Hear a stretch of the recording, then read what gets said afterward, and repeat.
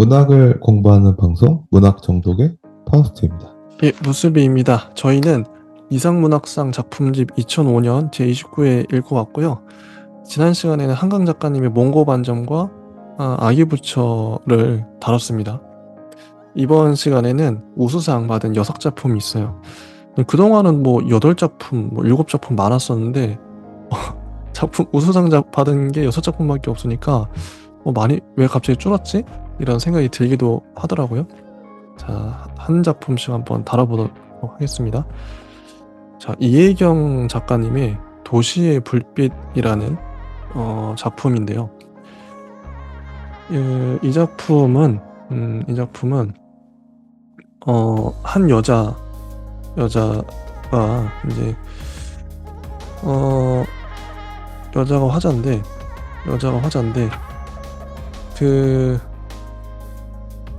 일단 한번 여자가 화자인데 이게 요약하기가 참 힘들어요. 여자가 화자인데 자기 일을 처음에 묘사를 하죠. 어떤 상담 어떤 고객 관리를 하는 것 같아요. 고객 관리를 하는데,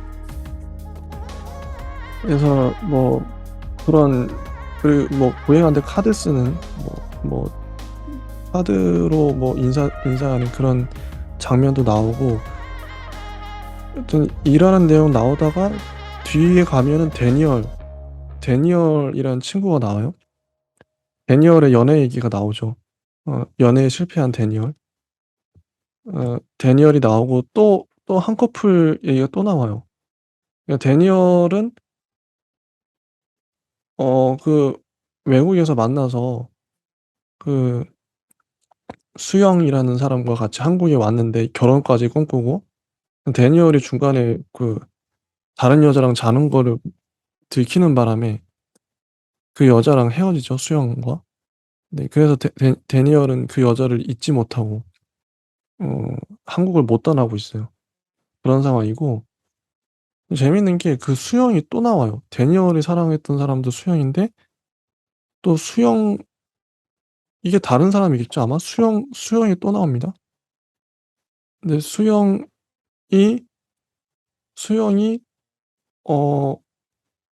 한 남자를 좋아했는데, 그 남자가 결혼해 버리고, 근데 그 남자가 다시 또 수영을 찾아오죠, 스토커처럼. 근데 수영은 그 남자를 못 떨쳐 버려요. 근데 어떻게 되냐면, 나중에 수영과 그 남자가 이별 여행을 갔다가 방파제에 차를 세워 놓고 차를 불태워서 자살을 해 버려요, 수영과 그 남자가. 이런 이야기. 이게 끝나죠. 이야기가 처음엔 일하는 얘기 나오다가 갑자기 왜 이게 뭐지? 데니얼하고 데니얼 스토리와 수영 스토리가 이렇게 뭐지? 이게 좀 싶었어요, 솔직히. 도시의 불빛? 파우스트님 어떻게 보셨나요?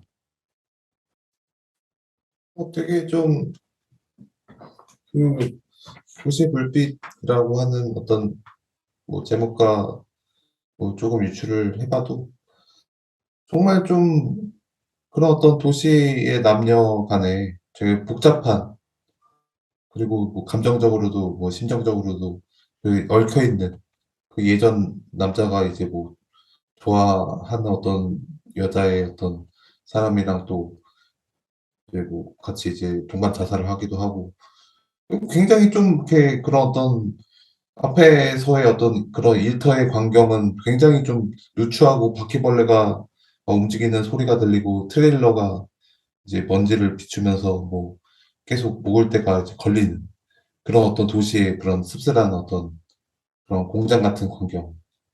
뭐 되게 이제 그런 어떤 도시의 어떤 풍경들을 그런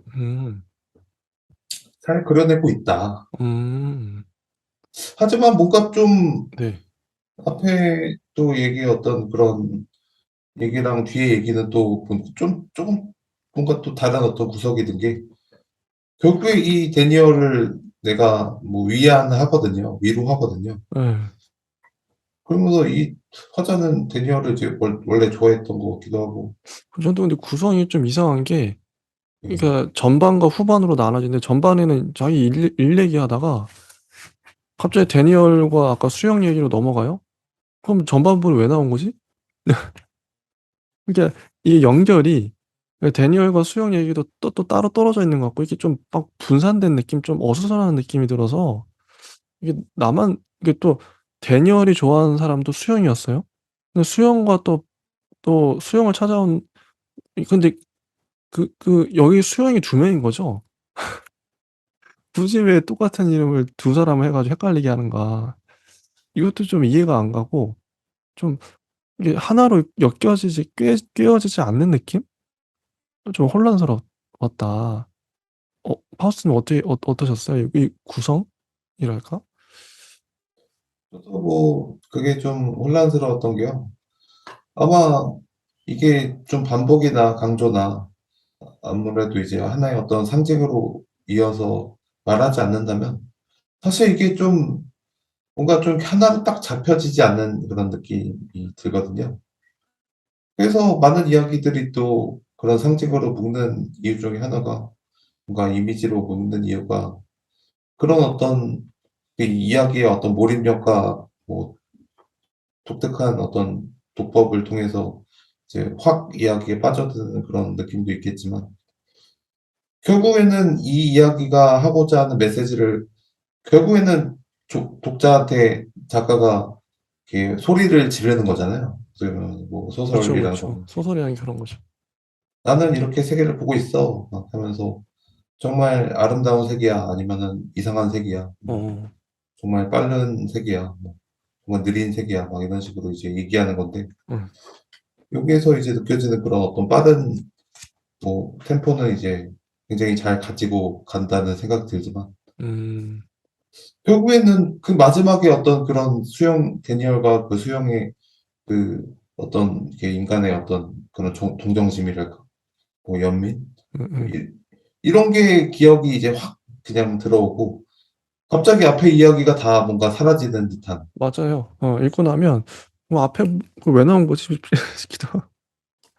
이게 말씀해 주신 대로 이게 도시의 불빛이니까 도시에 이렇게 막 어수선하고 휘황찬란하고, 근데 이게 어떻게 보면 허무하기도 하고, 그런 것들을 나타내기 위해서 이런 식으로 산만하게, 도시는 원래 산만한 곳이야.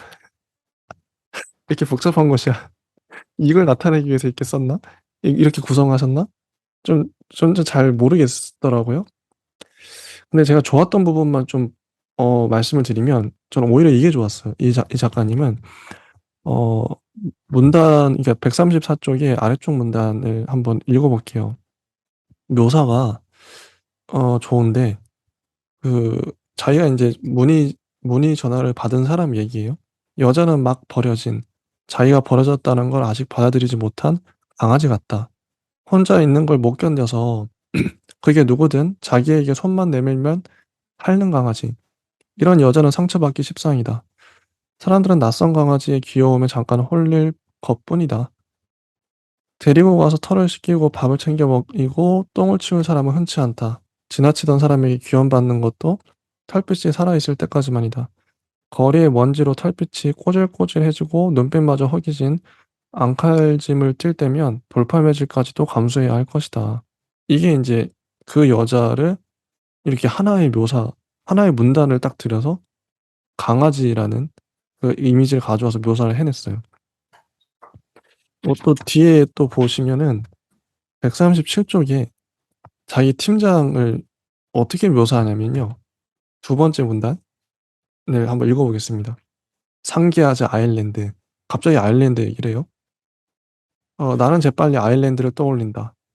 다수인 신교도가 정치 권력은 물론 경제권 경제권까지 장악하는 바람에 차별을 당해온 북아일랜드 사람들. 그들은 다른 사람의 고향이나 출신 학교, 심지어 좋아하는 빛깔 같은 것도 묻지 않는다. 그저 하루에 12번 이상 날씨만을 화제로 삼는다. 김진숙이 정색하고 나를 부르면 나는 아일랜드인이 된다." 이런. 저는 이게 되게 신박하다. 아니 묘사를 갑자기 상계하자 아일랜드 뭔 소리야 했는데 읽다 보니까 결국 팀장 얘기를 아일랜드인에 빗대서 하는 거죠. 이건 되게 신선했어요. 이렇게 사람이 묘사를 이렇게도 할 수 있구나. 그리고 또 더 점진적으로 더 138 쪽에 보면 맨 아래쪽 문단 있잖아요. 2박 3 일의 짧은 여정으로. 이 문단이 꽤 길어요. 근데 이게 하나의 묘사를 하기 위해서 이 문단을 통으로 써 버린 거예요. 하나의 이야기를 해 버리잖아요. 2박 3일 거기가. 이게 요약을 하면 자기가 안나푸르나 트레킹을 갔는데 어떤 이제 숙소에서 묵으려고 들어갔어요. 근데 개 한 마리가 자기가 인제 밤에 오줌 누러 화장실 가러 나가는데 개 한 마리가 복도에 앉아 있었다는 거죠. 근데 그 개는 그 2 층을 지키려고 가만히 있었다는 거예요. 음. '내가 나를 지켜 주었구나.' 네. 개는 경계를 풀고 슬그머니 누웠다. 그러고 보니 돌아보지 않았을 뿐 녀석은 나를 한껏 의식하고 있었음에 틀림없었다. 이게 꽤 긴 한 문단을 들여서 이렇게 묘사를 하고 갑자기 안나푸르나 트레킹이 나온 거예요, 아까 그 아일랜드인처럼. 근데 이게 왜 나왔냐면 바로 다음 문단을 치기 위해서 나온 건데 김진숙의 주시를 느낄 때면, 식사 때면, 굳이 나를 챙겨서 같이 가려고 하는 김진숙의 호의를 받을 때면, 김진숙에게 미안한 말이지만 나는 그 충직하고 무시무시하던 걔를 떠올린다. 이 얘기하려고 앞에 얘기 친 거예요. 이 긴 문단을. 이 작가님 특이한데? 이렇게 묘사를 치네. 어.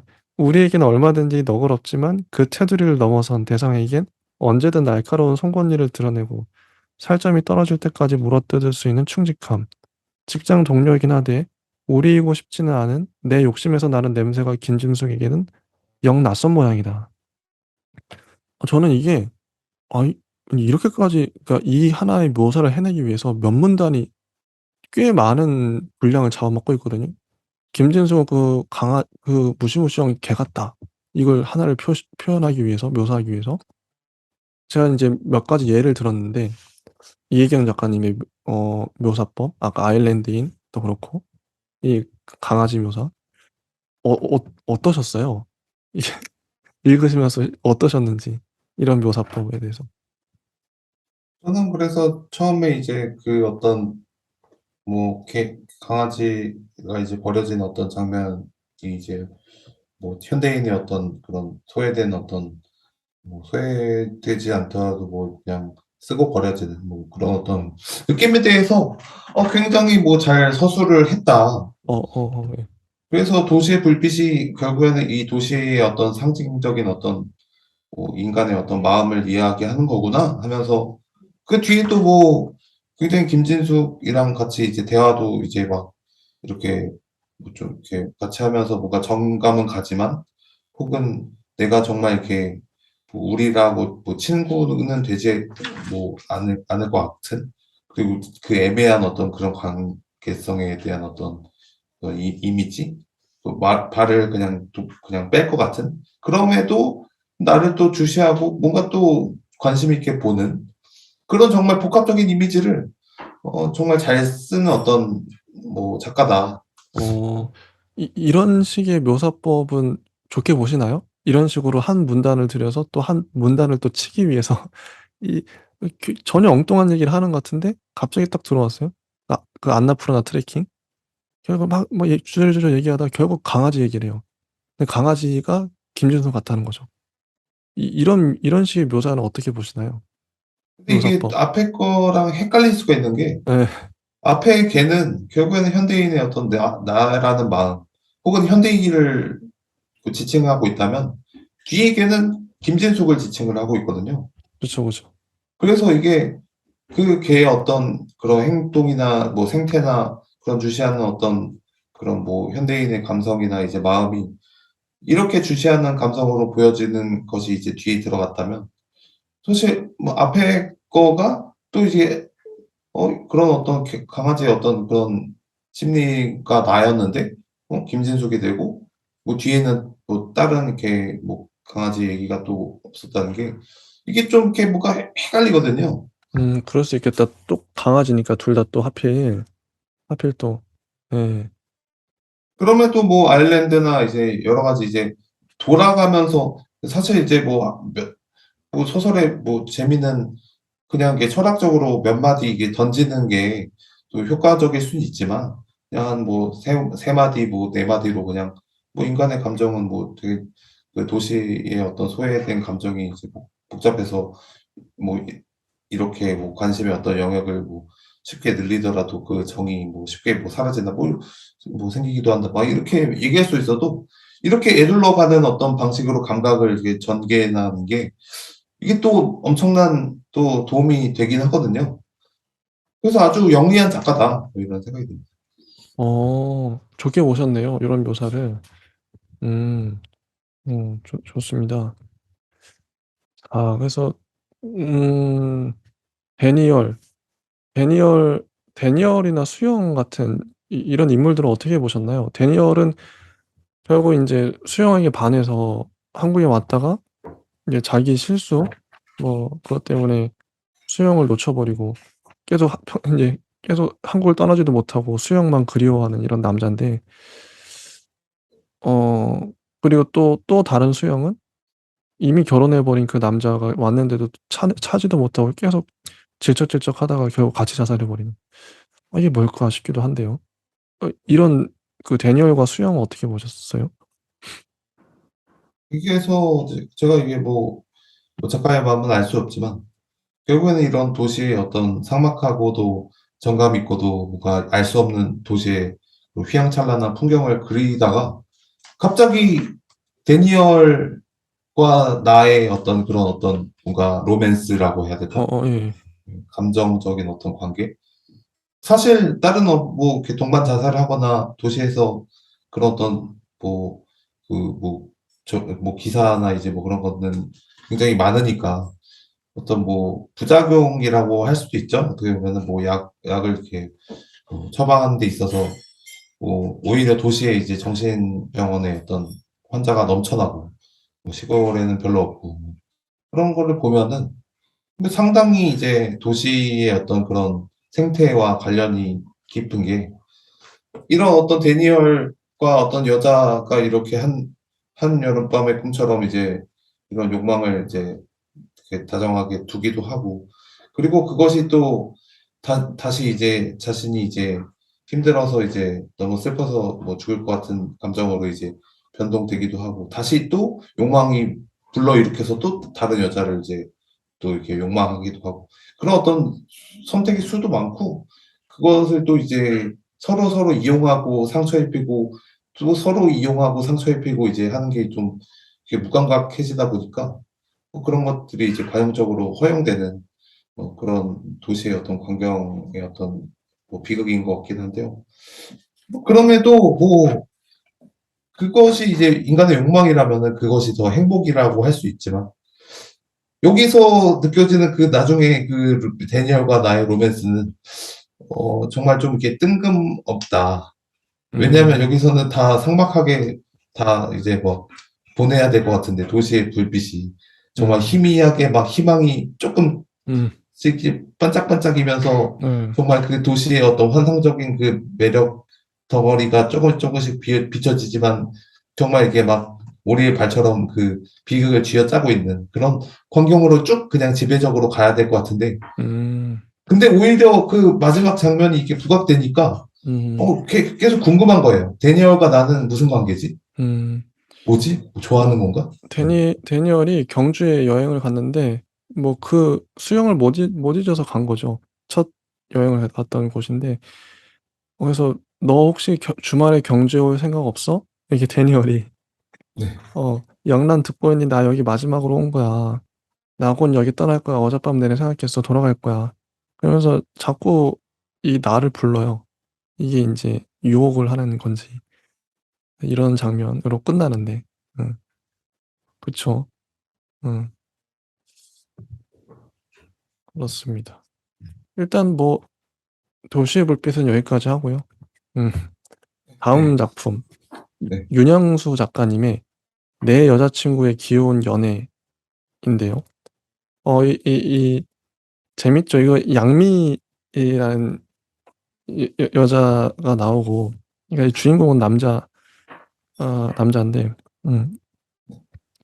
지금 보면 161쪽에 보면 할인 매장 지하 식품부의 반찬 코너에 일하는 이천땡, 치킨 코너에 손양미, 그리고 물품 창고의 포장 팀장인 나는, 이 세 사람이 주요 인물인데 주로 양미와 나의 관계가 나오죠.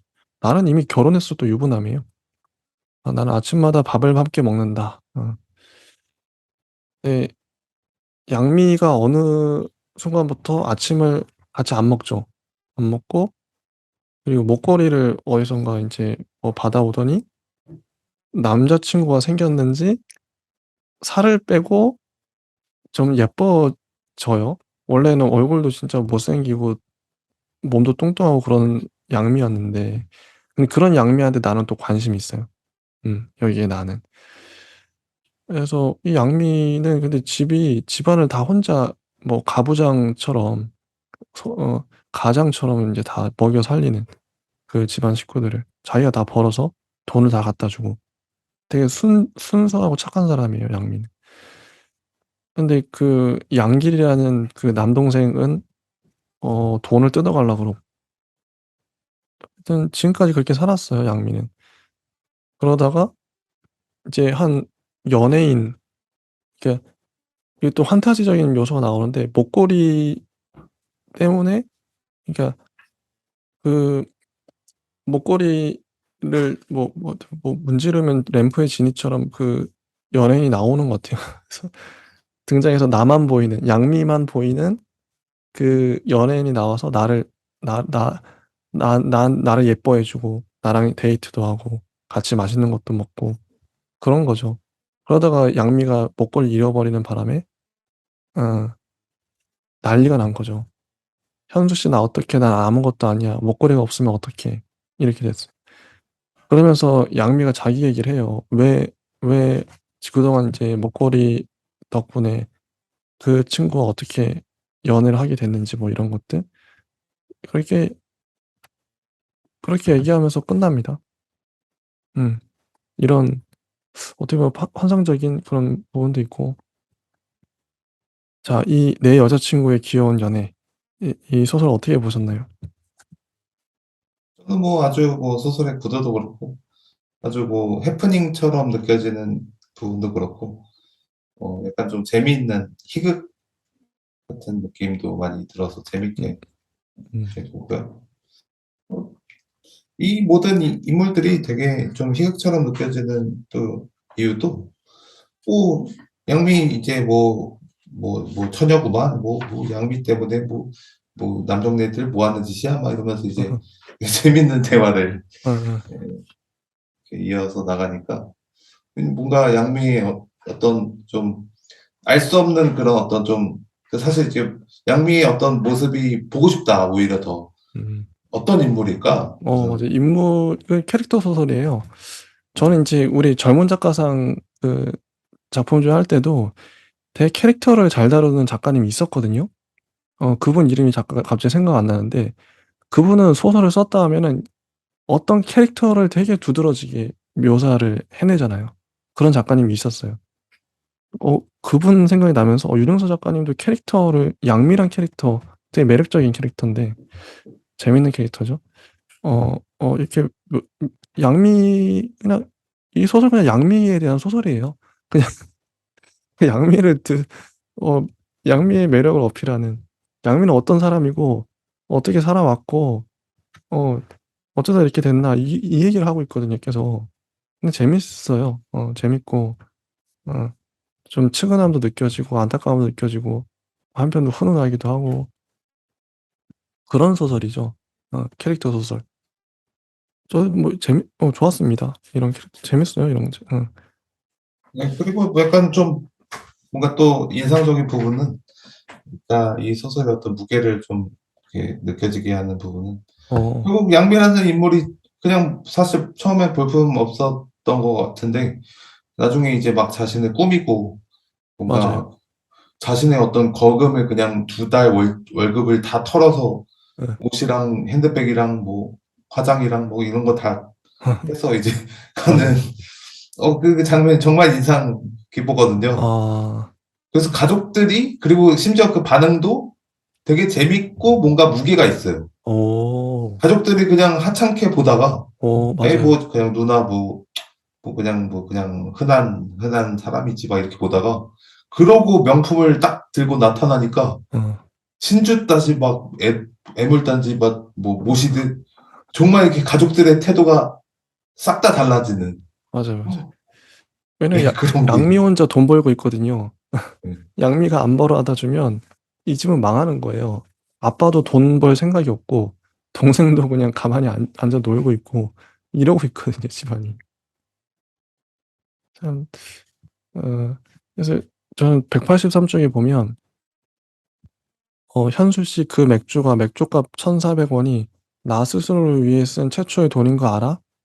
양미의 뺨에 다시 눈물이 흐르기 시작했다. 이게 뭐 극단적으로 표현한 거긴 하지만 자기를 위해서 돈 한 푼 안 쓰고 버스값이 아까워서 버스를 잘못 타도 걸어서 가요. 이런 양미. 자기를 위해 쓴 최초의 돈이 맥주값 1,400 원이었다. 이게 울컥하는 지점들 예 인데 그리고 혹시 근데 이 소설의 그 판타지적인 요소 목걸이를 문지르면 그 인제 연예인이 등장하는 거죠. 원준 씨의 숨겨 놓은 애인 원준 씨가 나오는 건데 이런 부분은 어떻게 생각하세요? 그러니까 양미만 보이는 연예인, 애인 이런 설정. 저는 뭐 구조상으로는 별 문제가 없어 보이지만 사실 표현의 문제라고 보거든요. 이게 정말 능청스럽게 잘하는 작가가 아. 말도 안 되지만 박민규 작가거든요. 아. 냉장고에 막 이상한 거 막 다 넣거든요. 아버지도 넣고 막 코끼리 넣고. 진짜 그게 말이 안 말도 되는데. 안 되는 건데 말이 안 되는데. 예. 그거 능청스럽게 해요, 그냥. 맞아. 그런 걸 잘하는 사람이 있어요. 근데 그거 잘못하면은 이게 어설퍼지잖아요. 예. 능구렁이처럼 해야 되는데. 아. 그래서 여기서는 그냥 묘사를 정말 끝내주게 그냥 갑자기 진짜 내 앞에 그이가 정말 이제 이렇게 형상처럼 막 그냥 만질 것 같은 만지게끔 묘사를 해주면 그게 그 표현이 가능하거든요. 맞아, 맞아, 맞아. 그래서 이제 소설이 그런 어떤 뭐 영화도 그렇게 뭐 뭔가 재미도 있지만 심지어 애니는 그런 것들을 다 뛰어넘잖아요. 뭐 그쵸. 예. 제한이 없죠. 근데 음. 소설은 그거를 또 뛰어넘을 수 있어요. 글이니까. 예, 음. 언어라서. 언어라서. 여기 보면 186 쪽에 두 번째 문단에 이런 게 나오죠. "세상은 왜 이리 희극인 걸까? 내가 모든 것을 참고 희생하며 식구들에게 최선을 다할 때는 내 등에 모두 올라타 무너져라, 무너져라. 온 힘을 다해 발을 구르더니 내가 화를 내고 고함을 치고 내 것을 주장하니까 슬그머니 등에서 내려와 눈을 내리까는 거야." 이 부분도 참 인상적이죠. 음. 그 뭐 이 정도? 아 맞다. 요거 봐야 돼요. 187 쪽에 맨 아래쪽 문단. 거의 "분명히 있지만 보이지 않는 것이 사랑뿐이랴." 인제 아까 보이지 않은 그 연예인이잖아요. 그러니까 "보이지 않는 것이 사랑뿐이랴. 사람과 사람 사이의 우정, 진실로 잘 되기를 바라는 마음, 정, 그렇지만 눈에 뵈지 않는 것이라 하여 다 좋은 것만은 아니다. 미움, 고통, 절망, 벗으려 애를 써도 끝내 벗을 수 없는 삶의 무거운 짐들, 좋은 것들이 눈에 뵈지 않아 아쉽기는 하지만 나쁜 것들 또한 눈에 뵈지 않아 다행이라는 생각이 든다. 좋은 것들이 바다 깊은 곳에서 자라는 진주처럼 작고 귀하다면 나쁜 것들은 하나같이 너무 크고 흔하고 살풍경하다. 그것들을 한눈에 다 보아야 한다면 우리의 삶은 지금보다도 얼마나 역겹고 끔찍할 것인가. 결국엔 작가님은 이 이야기를 하고 싶어서 이 소설을 쓴 게 아닌가 싶을 정도의 문장이에요. 파우스님 어떻게 보셨나요? 이거는 약간의 어떤 소설의 어떤 희극적인 어떤 주제랑은 살짝 이제 벗어나지만 결국에는 작가가 하고 싶은 메시지에 대한 문제라는 생각에서 또 차원에서 뭐 보자면 결국에는 그 여자가 아무리 이제 가족을 위해 희생을 하고 그래도 이제 주변 사람들은 막 굉장히 좀 이렇게 너저분한 천박한 대화를 하고 있고 맞아요. 결국에는 몰라주죠. 네. 양미를. 자신의 마음을 몰라주고 음. 결국에는 그런 미움, 고통, 절망에서 계속 벗을 수 없는 그런 어떤 상황에 대해서 이제 얘기를 하지만 결국에는 이 희극이 이 장치가 유지가 되려면 결국에는 비극으로 가면은 또 이제 이 희극의 어떤 무게감이 음. 약간 좀 너무 치우친 어떤 상징으로 될 것 같은 느낌이 들긴 하거든요. 오히려 약간 뭐 마지막까지 이제 희극의 어떤 뭐 역할이라고 한다면 이 갑자기 이제 뭔가 이렇게 무거워지고 뭔가 이게 갑자기 이제 자신의 어떤 그런 삶의 어떤 통찰이 필요한 어떤 순간이 있다면 한 번쯤 이제 그 전에 이 양미가 한번 뭐 픽 쓰러지면서 뭔가 그 절망의 어떤 뭐 들판을 이제 막 거닐면서 큰 길을 거닐면서 결국에는 막 비가 뚝뚝 떨어지고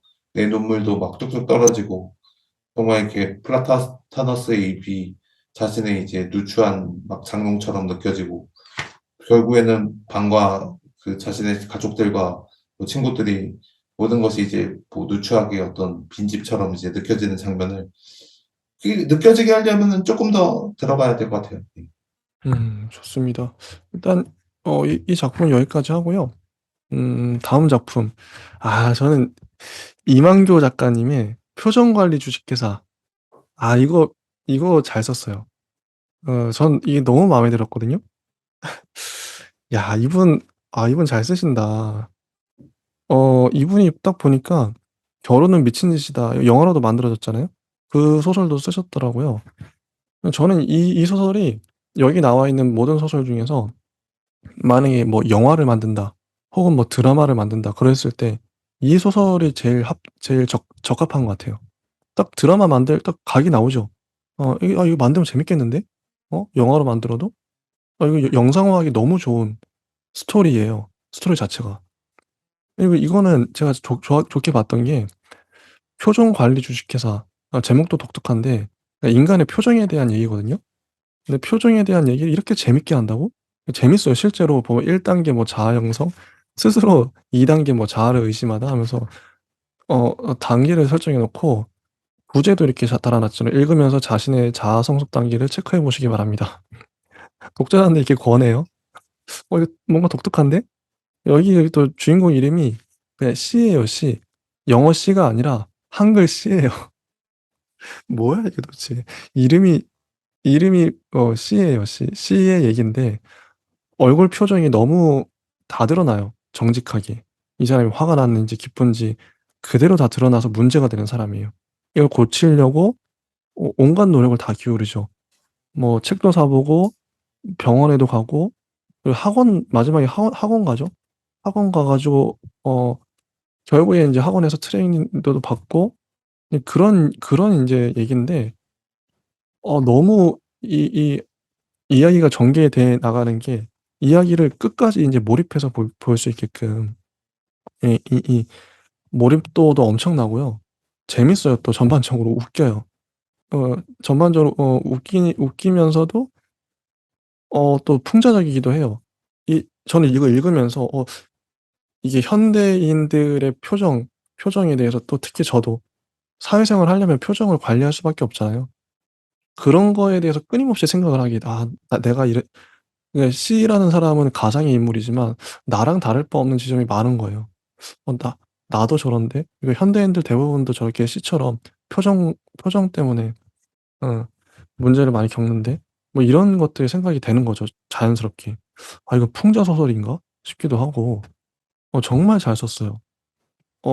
읽으면서 정말 많은 생각을 했고 그리고 재밌는 게 결말도 마지막에 가면 결말이 2 개로 나눠져요. 이거 되게 창의적인 결말이다. 사회학 뭐 10 단계 마지막 가면 224 쪽에 사회 과정 A라고 나와요. 사회 과정 A 그다음에 기록된 자아 A 이렇게 끝나는 줄 알았는데 보면 228 쪽에 사회화 과정 B 그다음에 사회 기록된 자아 B 나와요. 그러니까 A와 B 두 대안이 "이렇게 갔으면 이렇게 됐을 거야. B로 갔으면 이렇게 됐을 거야." 이렇게 두 가지 결말로 보여줘요. '아 소설도 이렇게 쓸 수 있구나.' 저 깜짝 놀랐어요. 너무 참신했고 참신한 시도였고 표정이라는 이런 주제 자체도 너무 좋았고 주제를 표현하는 방식도 되게 창의적이죠. 어 진짜 잘 쓴다 이분. 너무 잘 쓴다. 되게 재밌게 봤던 소설이었습니다. 파우스트 님은 이 소설 어떻게 보셨나요? 저도 이런 형식과 내용의 어떤 참신성이 같이 이제 가면서도 어떤 현대인의 어떤 그런 풍자와 회학을 가진 정말 이렇게 좋은 작품이다. 그리고 이제 그거에서 머무르는 게 아니라 그 어떤 과정이나 이제 인간의 어떤 사회화 과정을 뭔가 기계적인 어떤 그런 도식화된 어떤 표현으로 인해서 뭔가 재미있게 정말 이렇게 약간 원고 같은 어떤 소설을 보는 것처럼 뭔가 계속 재미있게 뭔가 그리고 있다. 뭐 이런 생각이 들었고요. 특히나 여기서 이제 계속 이제 점진적으로 나아가는 지점이나 그리고 사회 과정에서 자신의 표정을 굉장히 뭔가 숨기지 못해서 이렇게 솔직해서 이제 '너는 표정이 다 드러나는구나.' 하면서 이제 그것을 막 숨기려고 막 여러 가지 학원을 다니는 그 과정 역시 굉장히 해학적이고 되게 희극적인 장면이죠. 여기 예를 드는 그 사건들 그리고 뭐 인물들 이런 것도 다 좋고요. 어떻게 보면 되게 좀 그러니까 반반이에요. 좀 현실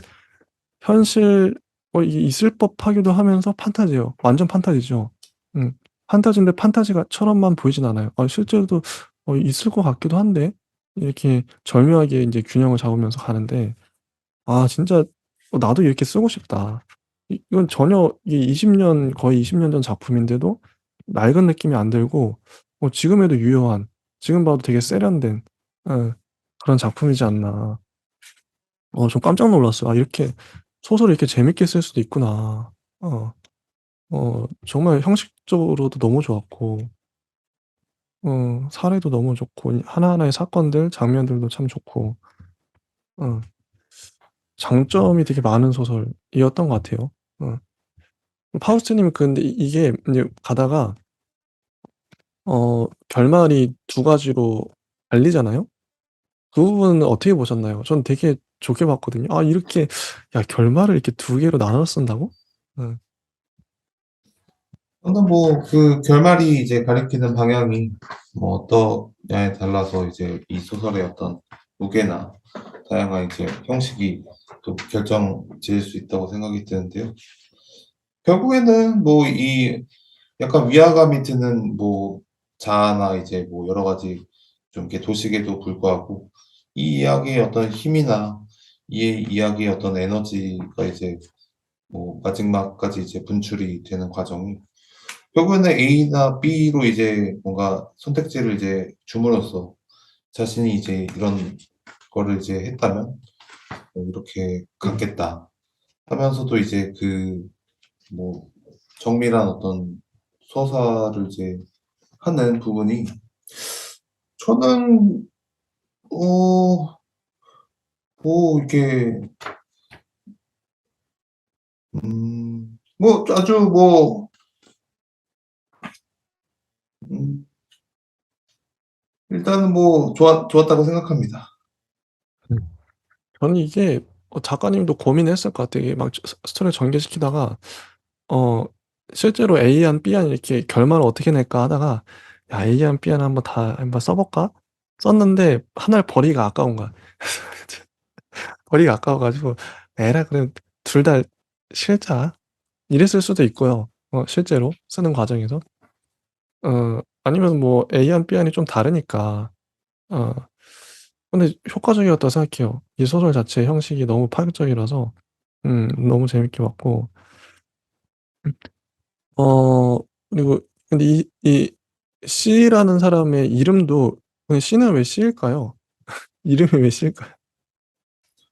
왜 이거는 예 그 누구누구 씨인 딱 것 같은데요. 그거 예. 같은데요. 예. 그걸 노리고 일부러 C라고 붙였을 수도 있을 것 같아요. 누구나 C가 될 수 있다. 아마도 뭐 원래는 뭐 이제 뭐 A나 B나 뭐 P나 이런 걸로 한 했는데 뭐 아무 개씩 이렇게 할 수도 있었지만 오히려 이게 자아라는 어떤 그런 어떤 해부학적인 어떤 뭔가 느낌을 주면서 쪼끔 더 좋은 것 같아요. 예. 누구 혹시 뭐 이렇게 하는 게. 그리고 이 주인공 있잖아요. 표정을 감출 수 없고 표정이 그대로 다 드러나는 이 주인공이 는 어떻게 생각하세요? 주인공이 인제 쪼금씩 나중에 점점 변해 가는데. 아무래도 이게 좀 그 부분이 또 더 참신하게 느껴지는 게요. 보통은 이제 뭐 가면 뭐 무더위 같은 어떤 그런 어떤 서사를 많이 그리지만 전통 소설에 뭐 소설에서도 굉장히 좀 그런 어떤 가면에 이제 둘러싼 어떤 어른들의 세계나 혹은 이제 내가 이제 어떤 뭐 솔직한 마음을 드러낼 때 어떤 반작용이나 뭔가 이렇게 안 좋은 어떤 의미가 있기 때문에 막 숨겨야 하는 뭔가 그런 것들이 있겠지만 여기서는 쪼끔 다르게 쓰고 있어요. 마치 이제 솔직하게 이제 표현하는 것을 이제 연기하는 어떤 느낌으로 이제 쪼끔 더 이제 화려하게 들어가면은 이 세계가 좀 다르게 이제 뭐 변하면서 나한테 엄청 많은 이제 그 빛나는 어떤 시선들이 이제 느껴지면서 그런 신뢰감이나 이성적 욕망이 이제 겹치는 굉장히 좀 아이러니한 근데 솔직한 욕망을 다시 이제 좀 뒤틀어서 그것을 이제 나의 어떤 멋진 미소처럼 이렇게 위대한 개츠비처럼 무슨 멋있는 미소처럼 알 수 없는 미소처럼 이렇게 만든 다음에 다시 그것을 또 솔직한 욕망이 이제 몸을 이렇게 또 맡기면서 뭔가 또 이제 다른 어떤 자신의 표현 미학을 이제 발생하는 보통 되게 이제 막 그런 느낌이 들어서 뭔가 새롭다. 뭔가 그 음. 예 뭐 많이 새롭고 이 정말 이제 복합적인 어떤 얼굴의 어떤 그 떨림을 다 표현을 한 것 같다. 뭐 이런 생각이 저는 특히 인제 뒷부분에 보면 뭐 표정 관련된 뭐 병원에도 가고 이분이 표정 관련된 학원 자아 관리사 뭐 대형 학원을 찾아갔다. 이런 게 실제는 없겠지만 근데 이런 부분이 디테일이 너무 좋았어요. 그래서 어 어쨌든 표정이라는 주제를 갖고 이 작가님은 그러니까 다른 작가였다면 다르게 썼을 것 같은데 보통이 우리가 알고 있는 그런 소설처럼 썼겠죠, 이 주제로. 어떤 뭐 캐릭터 소설을 쓸 수도 있고. 근데 이거는 이런 식으로 쓰니까 되게 효과적인데? 표정에 대해서? 저도 그래서 이거 보면서 많이 공부가 됐던 나도 뭐 다음에 뭐 표정 뿐만 아니라 다른 주제로 이렇게 쓸 수 있잖아요. 이런 식으로 또 어떤 환상적인 그 세팅을 하고 어 "표정 학원이 있다." 뭐 이런 식으로 인제 이런 세팅을 하고 하나씩 하나씩 인제 단계를 설정하고 '이런 식으로 써도 재밌겠다.' 어 이런 주제로 쓰면 그러니까 표정이란 주제는 이렇게 쓰는 게 맞는 것 같다는 생각도 들어요. 결과물을 보니까 너무 훌륭하게 나와서 어 뭐 그런 주제가 있겠죠. 이렇게 쓰면 좋은 주제들이 아마도 찾아보면. 어 그래서 좀 되게 좋았던 어 전 많이 공부가 됐던 그런 소설이지 않았나. 하나의 어떤 레퍼런스로 딱 나중에 인제 '아 요 주제는 내가 그때 표정 관리 주식해서 봤는데 요런 식으로 쓰면 괜찮을 것 같아.' 뭐 요런 거 하나의 틀로 잘 인제 어 기억해 놓으면 되겠다. 혹시 파우스트는 요런 틀 괜찮으신가요? 요런 식으로 만약 내가 쓴다. 어떤 주제를 가져와서 어떨 것 같으세요? 마치 이제 홍대에 이제 무슨 입대 뭐 저기 뭐였지? 뭐 되게 뭐 거기에서 이제 뭔가 이렇게 발견하려고 하는 뭐 아주 좋은 작가의 어떤 희망을 품게 되는 뭐 이전의 어떤 시선이 아닌 전통적인 어떤 서사적인 어떤 그런 어떤 뭐 현대의 무거운 어떤 방식을 가져오면서도 자신의 어떤 참신한 속성을 가지고 이렇게 다양하게 화려하게 꾸밀 줄 아는 어떤 느낌이 저는 아주 뭐 괜찮다고 좋다고 생각이 들고요. 특히나 이 낯선 서사의 그 어떤 섬세한 어떤 방향들이 특히나 이제 뭐 그 그 도시의 그런 풍경과 또 잘 어울려서 뭐 계속 이제 막 뭔가 찍고 있고 뭔가 이제 카메라에 이제 막 저기 불 돌출되고 있고 아무래도 그 자아나 이제 이런 것들이 사실 인제 막 원래는 이제 뭐 그냥 분열되면서 여기는 이렇게 얼굴하고 이거는 여기 가면은 어떻게 하고 이게 보통은 이제 뭐 인간의 어떤 뭐 인격이라고 또 부를 수 있고 어떤 자신의 유리한 위치를 뭐 챙기기 위해서 그런 걸 수도 있겠지만 여기서는 굉장히 좀 휘황찬란하게 그리고 그 뭔가 표정을 이제 관리하는 어떤 마치 이제 뭐 화장을 이 여자가 화장을 하는 것처럼 어떤 사회와 가정에 있어서 이제 특히나 여자들이 뭐 서비스직에서 이런 거를 잘하잖아요. 그 뭐 음. 속으로는 뭐 이렇게 욕을 하고 있지만 막 웃으면서 "반갑습니다." 막 이러면서 이제 뭐 물론 이제 아닐 수 있지만 그날 기분에 따라서 뭐 좋을 수도 있고 나쁠 수도 있지만 뭔가 굉장히 그런 어떤 성숙한 어떤 문화 성숙의 지표라는 것을 이제 잘 비꼬아서 뭐 어떻게 보면 뭐 굉장히 잘 쓴 것 같아요. 네. 맞아요. 근데 막상 이렇게 쓰려 그러면 어 이게 막 되게 다양한 이게 단계마다 이 C가 경험한 게 되게 많잖아요. 기자도 만나고 학원도 가고 병원도 가고 그 자료 조사랄까 이런 것들을 되게 치밀하게 철저하게 하지 않으면 쓰기 어렵겠다. 이거 쓰는데도 참 오래 걸리겠다는 생각도 들고 아무튼 좋았던 작품입니다. 되게 좋았고 다음 작품을 보면 김경욱 작가님의 나비를 위한 알리바이예요. 이것도 좀 특이하죠. 어 이 작품은 지금 정리해고 인제 권고 해직이랄까 하여튼 정리해고 당한 직장인이 집에서 하루 종일 TV를 봐요. 누워서 TV를 보는데 그 TV 얘기가 상당히 많이 나오는데 TV 채널 얘기가. 이 사람은 CNN 뉴스도 봤다가 뭐 뭐 이 가슴 성형하는 그런 그것도 봤다가 홈쇼핑 채널도 봤다가 요리 채널도 보고 이거 이것저것 보면서 그 TV 자체에 대한 단상이랄까? 'TV는 이런 거야. 채널은 뭐 이런 거야.' 이런 이게 어떤 철학적인 얘기 같죠? 그런 얘기도 나오고 근데 전반적인 것도 그거예요. 나비가 갑자기 어 이 이게 TV를 보다가 어 예전에 같이 일하던 여자 사원이 있었죠. 근데 그 사원이 결국 인제 팀장하고 눈이 맞아서 임신을 해 가지고 어 임신해 가지고 같이 산부인과 같이 간 얘기. 갔다가 이 주인공은 화가 나서 혼자 술을 막 먹고 어 골아떨어진 어쨌든 그런 얘기예요 전반적으로. 그 팀장에 대한 얘기도 중간중간 계속 나오고 팀장이 얼마나 뛰어난 사람인지 유능한 사람인지 그런 얘기도 나오죠. 어 그런 얘기입니다. 나비를 위한 알리바이. 음. 어떻게 보셨나요? 뭐 앞선 소설이 마치 이제 표정이나 이제 그런 인간의 뭐 가식이나 혹은 자신의 어떤 솔직한 마음을 가지고 놀았다면 여기서는 텔레비전을 가지고 놀면서 현대인의 어떤 마음을 잘 얘기하는 것 같다.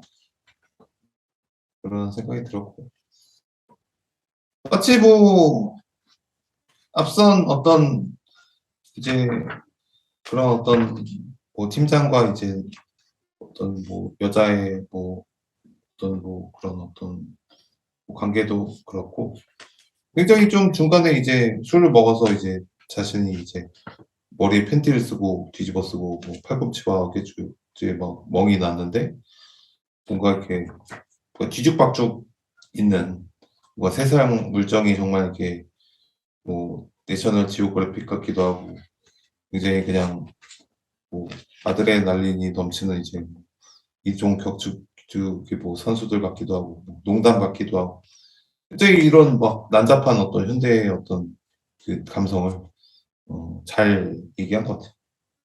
음. 그리고 또 이분은 또 이런 스타일이세요. 문장 자체가 그냥 쫙 길게 써요 그냥. 문단 나누면 거의 안 해요. 중간중간에 한 줄 한 줄 띄어 일부러 넣어 놓는 거 빼고는 자 243 쪽에서 시작된 문단이 안 끊어져요. 자 244, 245, 46, 47, 48 쪽까지 문단이 안 끊어져요 보면은. 쫙 쓰잖아요. 빽빽하죠. 정말 빽빽합니다. 근데 이게 그냥 읽으면 줄줄 읽혀요. 술술. 이렇게 쓰는 분들이 몇 분 있거든요. 근데 저는 이게 문장력이 탁월하지 않으면 이게 힘들다고 생각하는데 문단 단어 안 하면 보는 사람도 힘들고. 근데 이 작품은 그냥 되게 쉽게 쉽게 읽혀요. 그렇게 무겁진 않아요, 작품 자체가. 어. 어떠셨어요? 이런 문장 이런 문단 나눔 읽으시면서 어떠셨는지? 오히려 이렇게 이 작가의 어떤 그 자신의 끈질긴 주제를 이제 물고 뜯어지는 어떤 의식이 이렇게 확산되면서 계속 점진적으로 나아가는 게 엄청난 이렇게 소설에 무게를 주는 데 탁월한 효과를 가진다는 생각이 들고요.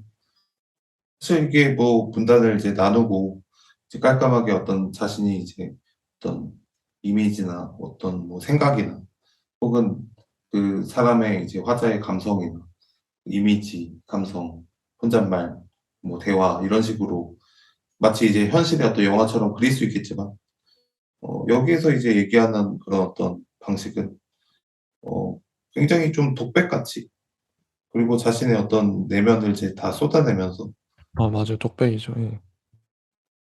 그러면서 이제 나아가기 때문에 되게 효과적인 음. 그리고 오히려 이제 더 무게감을 많이 둔 그런 것 음. 같습니다. 맞아요. 음 그래서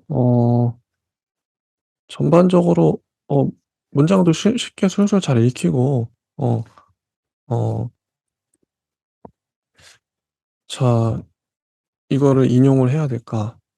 음 일단 뭐 이 그래서 인제 음 뭐 팀장의 말들도 되게 뭐 마키아벨리에 비유되기도 하고 뭐 그런 얘기도 오고 "산부인과 가는 이 그녀와 함께 산부인과에 갔다." 이런 분노.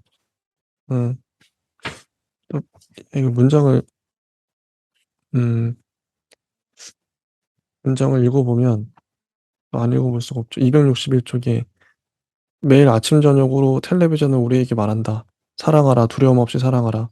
불륜이라도 상관없다. 기억상실증이 신분의 차이가 출생의 비밀이 대수냐. 두려움 없이 사랑하라. 그러나 텔레비전은 말하지 않는다. 변비와 설사로 점철된 일상이 쾌적하고 낭만적인 데이트에 얼마나 큰 장애가 되는지. 사랑하는 여자의 뱃속에 든 내 것이 아닌 아이를 지우기 위해 산부인과에 따라왔다는 사실을 알게 된 한 사내의 드러내지 못한 분노와 연민을.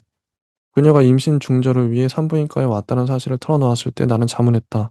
정녕 분노 없이 사랑할 수는 없는가. 갑자기 화가 치밀었다. 무서워서 산부인과에 혼자 가지 못하는 그녀가 같이 가줄 사람이 없어 한 달 만에 우연히 만난 명예퇴직한 직장 동료에게 부탁하는 그녀의 가난한 운명이 나는 견디기 힘들었다. 남자 직원들의 사소한 농담에도 얼굴을 붉히던 그녀의 순진함에 이끌렸던 나는 그녀의 가난한 운명이 더욱 견디기 힘들었다. 하지만 사랑은 이것이 아닌 저것, 혹은 저것이 아닌 이것에 대한 사랑이 아니라 하나도 남김없는 전부에 대한 사랑이어서 산부인과 대기실에서도 그녀를 향한 나의 마음은 철회될 수 없었다. 그녀는 한참 만에 진료실에서 나왔다. 어떻게 되었느냐고 했더니 고개를 숙인 채 뱃속의 아이를 지울 수 없다고 했다. 나는 그 이유를 물었다. 쌍둥이라고 했다. 지우지 않으면 어쩔 셈이냐는 질문에 나아서 기르겠다고 바보 같은 그녀가 대답했다. 남자는 이 사실을 알고 있냐고 물었다. 그녀는 고개를 저었다. 말할 수 없다고 했는지도 모르겠다. 산부인과에서 나오면 나는 그녀에게 다시 생각해 보라고 말했다. 그녀는 나비라고 말했던 것 같다. 초음파에 찍힌 쌍둥이의 모습이 한 마리 나비처럼 보였다고 했다. 뭐 이런 식으로 어 전개가 되는 거죠. 독백이에요, 진짜. 줄줄줄줄 계속 갔는데 음 그렇습니다. 이런 소설입니다. 음. 어 뭐 더 하실 말씀이 있으실까요? 이 소설에 대해서? 이게 또 텔레비전 얘기긴 하지만 결국에는 뭐 인간이 굉장히 어떤 무모한, 그리고 어떤 작은 새처럼 행동하는, 그리고 그런 어떤 운명을 벗어날 수 없는 인간에 대해서 얘기하는 거였네요. 뭐 되게 이제 이런 독백은 사실 어 매력적이지 않으면은 이제 굉장히 좀 뻔해지거나 뭐 재미가 없을 수도 있지만, 여기에 있는 독백은 굉장히 매력적이고, 어. 뭐 마키아벨리나 뭐 여러 가지 로마 얘기도 나오고, 다양한 진짜 그런 어떤 지하보도에 눅눅한 어떤 컴컴한 장소를 가면서 자신이 이제 좀 알 수 없는 그 피멍이나 이런 게 든 이유가 이제 팀장이랑 싸운 건지, 뭐 여자랑 다툰 건지, 아니면 자기 혼자 넘어진 건지, 알 수 없는 이런 공경에 처하면서도 그 여자를 좀 자신이 이제 보면서 인간에 대한 고찰을 하는 되게 재밌는 소설이었던 것 같습니다. 네, 좋습니다. 여기까지 하고요. 뭐 6작품밖에 안 되니까 그냥 몰아서 한번 해보죠. 한번 끝까지. 네. 자, 다음 작품은 천운영 작가님의 세 번째 유방. 아, 이게 도대체 뭔가 되게 자극적인 제목인데 뭐지? 근데 이거 결말도 되게 충격적이고, 결국에는 이 남성이 있는데, 한 남성이 있는데, 이 남성이 어렸을 때부터 할머니의 가슴을 이렇게 만지며 논 거죠. 이게 그래서 유난히, 근데 이 소설도 그 여자의 가슴에 대해서 계속 묘사가 집요하게 집요하게 나와요. 이 어떤 상징이 있죠. 이 뭐 엄마의 유방, 뭐 할머니의 유방, 그런 여성성에 대한 상징이고, 또 아버지가 대척점에 나옵니다. 할머니 돌아가시면서 아버지 집으로 이제 다시 왔는데, 아버지가 되게 권위적이에요. 가부장적인 아버지. 근데 아버지가 하는 말이, "야, 너는 까딱하면 나 아니었으면은 삭제할 뻔했어." 그러니까 어머니가 20살 때 이 남자를 낳아서 원래는 지워 버리려고 했던, 낙태하려고 했던 아이였던 거예요. 나는 충격을 받은 거죠, 이 남자는. 음. 그래서 그 아버지한테 잘 보이려고 막 노력을 하고, 여기 보면 "내가 살려 준 거야." 하면서 "죽이려다 살린 아이 그게 나였어." 뭐 이렇게. 그래서 "아버지가 무서웠다." 그래서 이 소설은 근데 누군가에 계속 말을 하는 건데, 여자친구한테 말하고 있는 것 같아요 지금. 독백을 하는 거죠. 여자친구한테 주저리주저리 얘기를 하는데, 그래서 아버지한테 잘 보이려고 노력을 해요. 어. 근데 그 여자친구를 또 이제 만났는데, 가슴에 대한 네 애착은 지나칠 정도였어. 네가 속옷 전문 매장의 점원이어서 그랬던 걸까? 너는 거리를 걸으면서도 여자들 가슴에만 신경 썼어. 계속 가슴 얘기가 나옵니다. 음. 그러다가 뭐 인제 군대 뭐 대학 입시에 떨어지니까 이제 아버지가 인제 "넌 패배자야. 내가 세 번째 대학 입시에서 떨어지자 아버지는 그렇게 말했어. 내게 그 말은 넌 태어나지도 말았어야 했어."라고 들렸어. 아니면 "태어나기 전에 너를 죽여 버렸어야 했다."는 말이거나. 그 길로 군에 입대해 버렸어. 군에 갔는데 병 걸려서 병가 제대를 해 버리죠. 그러니까 아버지가 또 한심하게 봐요. 어. 그래서 "어서 일어나라. 오늘부터 공장에서 일이라. 웬만한 월급쟁이보다 나을 거다. 난 아버지에게 인정받기 위해 최선을 다했어." 하지만 아버지 성에 차지는 못했던 모양이에요. 이 주인공은 이런 아버지한테 인정받기 위해 끊임없이 노력하지만 결국 인정 못 받아요. 그리고 집에서 쫓겨나죠. 근데 이 주인공은 아버지를 죽이려고 281 조에 보면 "결국 나는 칼 한 자루를 사 가지고 집으로 향했어. 난 아버지를 죽일 자신이 있었어." 근데 집에 가서 명 명패 문패만 쓰레기통에 집어넣고 칼은 그 담장너머로 던져 버리고 나와 버리죠. '아버지를 차마 죽일 수 없었다.' 그랬던 거고, 근데 이 여자친구가 인제 다른 여자를 데리고 와요. 그래서 그 여자와 같이 인제 어떻게 보면 레즈비언인 거죠. 이게 그 모습을 본 거죠, 이 남자는. 그래서 마지막에 어떻게 되냐면 이 남자가 여자를 죽여요. 어. 죽이죠. 깜짝 놀라서 갑자기 어 갑자기 그 286 쪽에 보면 마지막인데 "내 손에는 어느새 부엌 칼이 들려 있었어. 너는 내 손에 끌려 다시 방 안으로 들어오게 되었어." 하면서 "칼을 빼자 피가 솟구쳐 내 얼굴에 튀었지." 하면서 막 어쨌든 찔러 죽인 거죠. 뭐야 이게. 어 이렇게 끝나 버렸습니다. 되게 결국 한 남자가 어떻게 살인하게 됐는가 뭐 이런 얘기예요, 소설이 전반적으로. 어 어떻게 보셨나요? 이 작품. 오히려 약간 좀 환상과 현실을 뭔가 그 현실이 이제 환상 같은 건지 뭐 환상이 현실 같은 건지 이제 어느 뭐 구별이 안 갈 정도로 사실 이게 앞에서는 이제 가슴에 대한 어떤 이야기로 이제 아주 계속 집요하게 나오죠.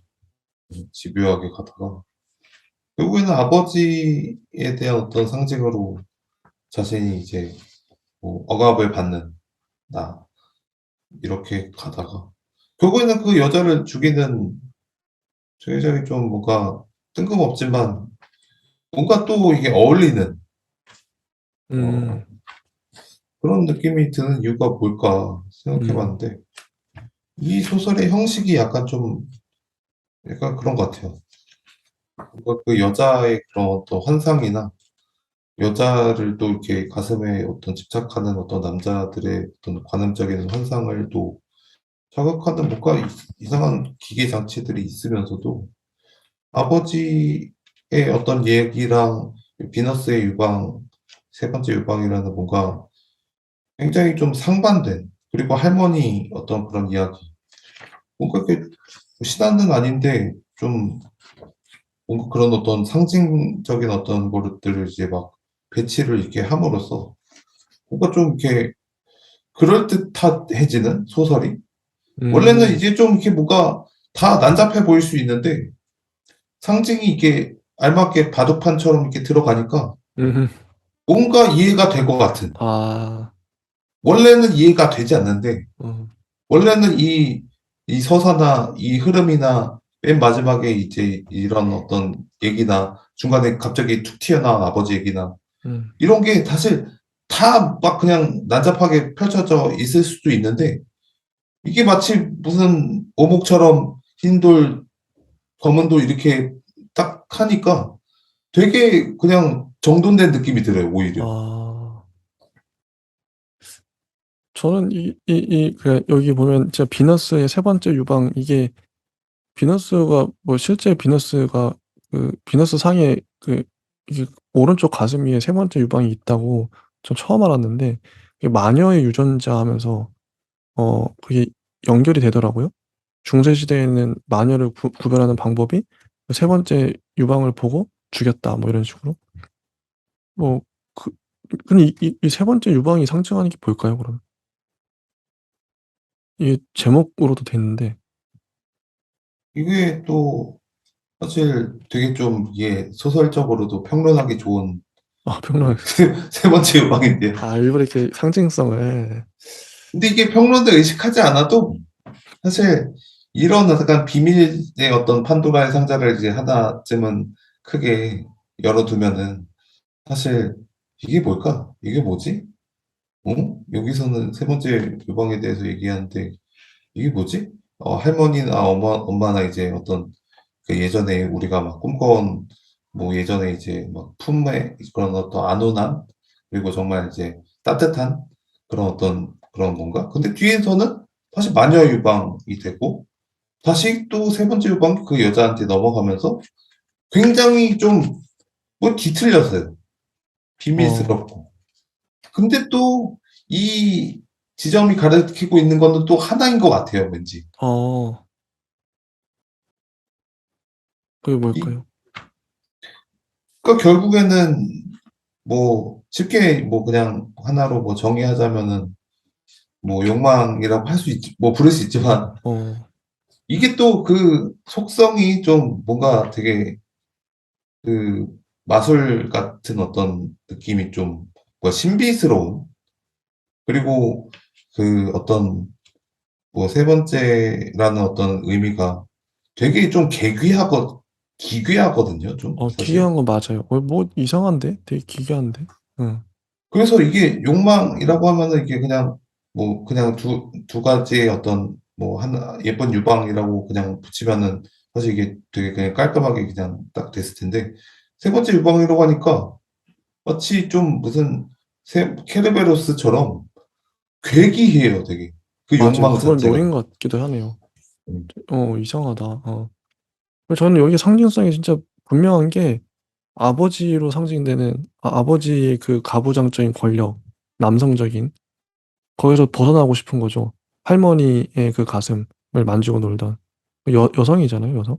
난 나는 할머니 가슴이 좋아. 근데 또 그런 여자친구를 만났어요. 근데 그 여자친구는 세 번째 가슴이 유방이 있는.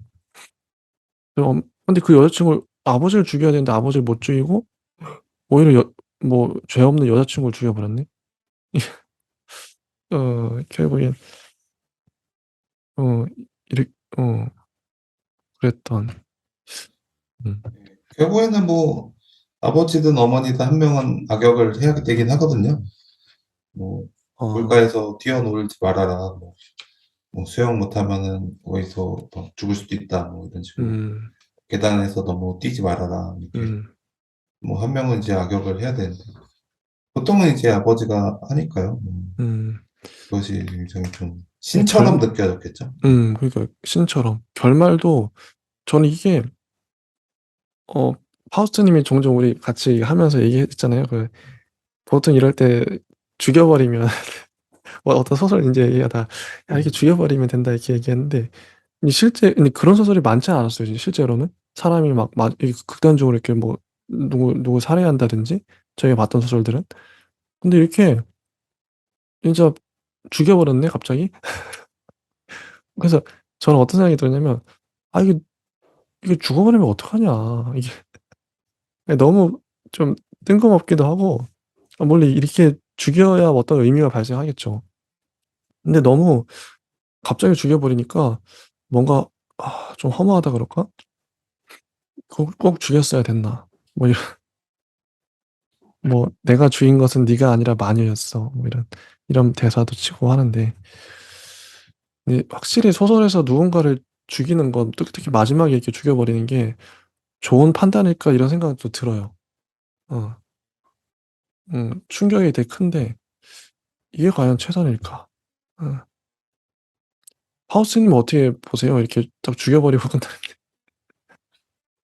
이렇게 문희창 작가의 어떤 풍문으로는 누가 막 자살하거나 뭐 누굴 죽이거나 뭐 어떤 사람이 실종되는 이런 거를 당연히 뭐 써야 되는 것이 이제 좀 비꼬는 듯한 뭐 그런 거나 쓰냐 뭐 이런 식으로 이제 얘기는 하긴 하지만 근데 사실 이 실종과 이 어떤 살인 뭐 복수나 이런 어떤 정말 좀 이렇게 아버지에 대한 서사나 혹은 좀 이런 어떤 그런 것들이 굉장히 좀 인간의 어떤 가장 본능적인 어떤 뭐 영화에서도 뭐 복수 상부작이 있듯이 그런 것들을 자극하는 정말 심층적인 주제거든요. 그래서 이것을 정말 여기서는 뭐 좀 기괴하게 잘 쓰고 있고 상징의 도를 잘 얹어서 뭐 굉장히 이거는 뭐 무거운 어떤 인간의 어떤 그런 심층의 어떤 가장 저거를 이제 표현할 때 어 사실 뭐 써도 뭐 그냥 흔하게 써도 되는 주제라는 생각이 뭐 들긴 합니다. 저는 어떤 생각이 드냐면 그러니까 작가는 어떻게 보면은 소설 쓸 때 작가는 신이잖아요. 내가 내 인물들을 뭐 마음대로 죽일 수도 있고. 근데 이게 함부로 죽였을 경우 너무 작가가 권력을 남용하는 듯한 '죽여 버렸네.'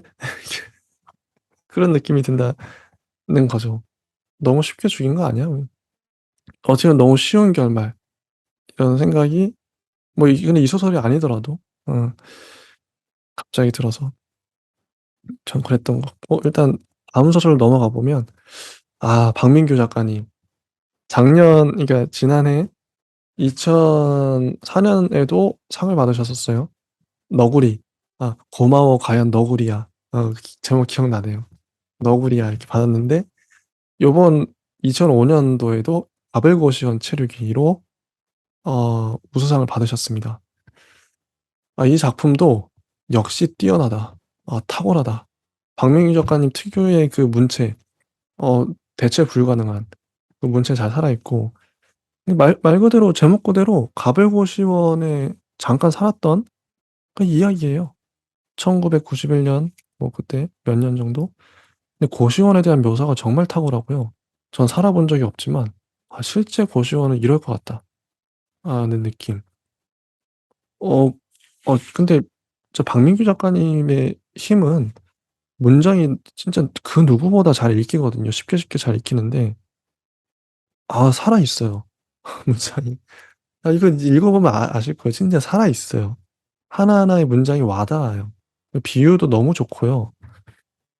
묘사 탁월하고 그냥 뭐 정말 최고입니다. 이건 읽어보시면 알 거예요. 너무 좋고 고시원을 그대로 살려냈다. 우리가 아는 고시원. 리얼하게. 뭐 하우스님은 이 작품 어떻게 보셨나요? 저는 뭐 박민규 작가의 이제 화폭이 이제 잘 드러난 작품이라고 생각이 들고요. 물론 다른 작품들도 다 화폭이 이제 이런 어떤 희극적인 요소를 정말 어떻게 보면은 이게 이 어떤 긴장이나 그렇죠. 문장이 아니면은 과장이거든요. 맞아요, 맞아요. 여기서 막 기차놀이를 하고 그냥 얘기만 해서 여기서 기차놀이를 하고 응. 여기서 이사관이 이동을 하고 여기서 뭐 그 뭐였지? 뭐 이렇게 방구를 끼는데 이제 막 둥근을 이렇게 올려서 이렇게 디테일하게 이것만 이제 그래도 계속 집요하게 읽고 있으면 되게 예. 웃겨요. 저 그래서 실실 웃으면서 되게 더럽지만 웃기거든요, 이게. 솔직히 저는 개그 콘서트보다 이게 더 웃긴 것 같아요. 네. 박민규 소설이 더 웃겨요. 진짜 일부러 웃기려고 쓰시는 거. 이게 이분이 위트도 있고 유머가 위트가 있으세요. 혹시 쓰시는 제가 이제 이분이 광고쟁이 생활을 하셔서 그런 센스가 남다르신 것 같아요. 언어적 센스랄까?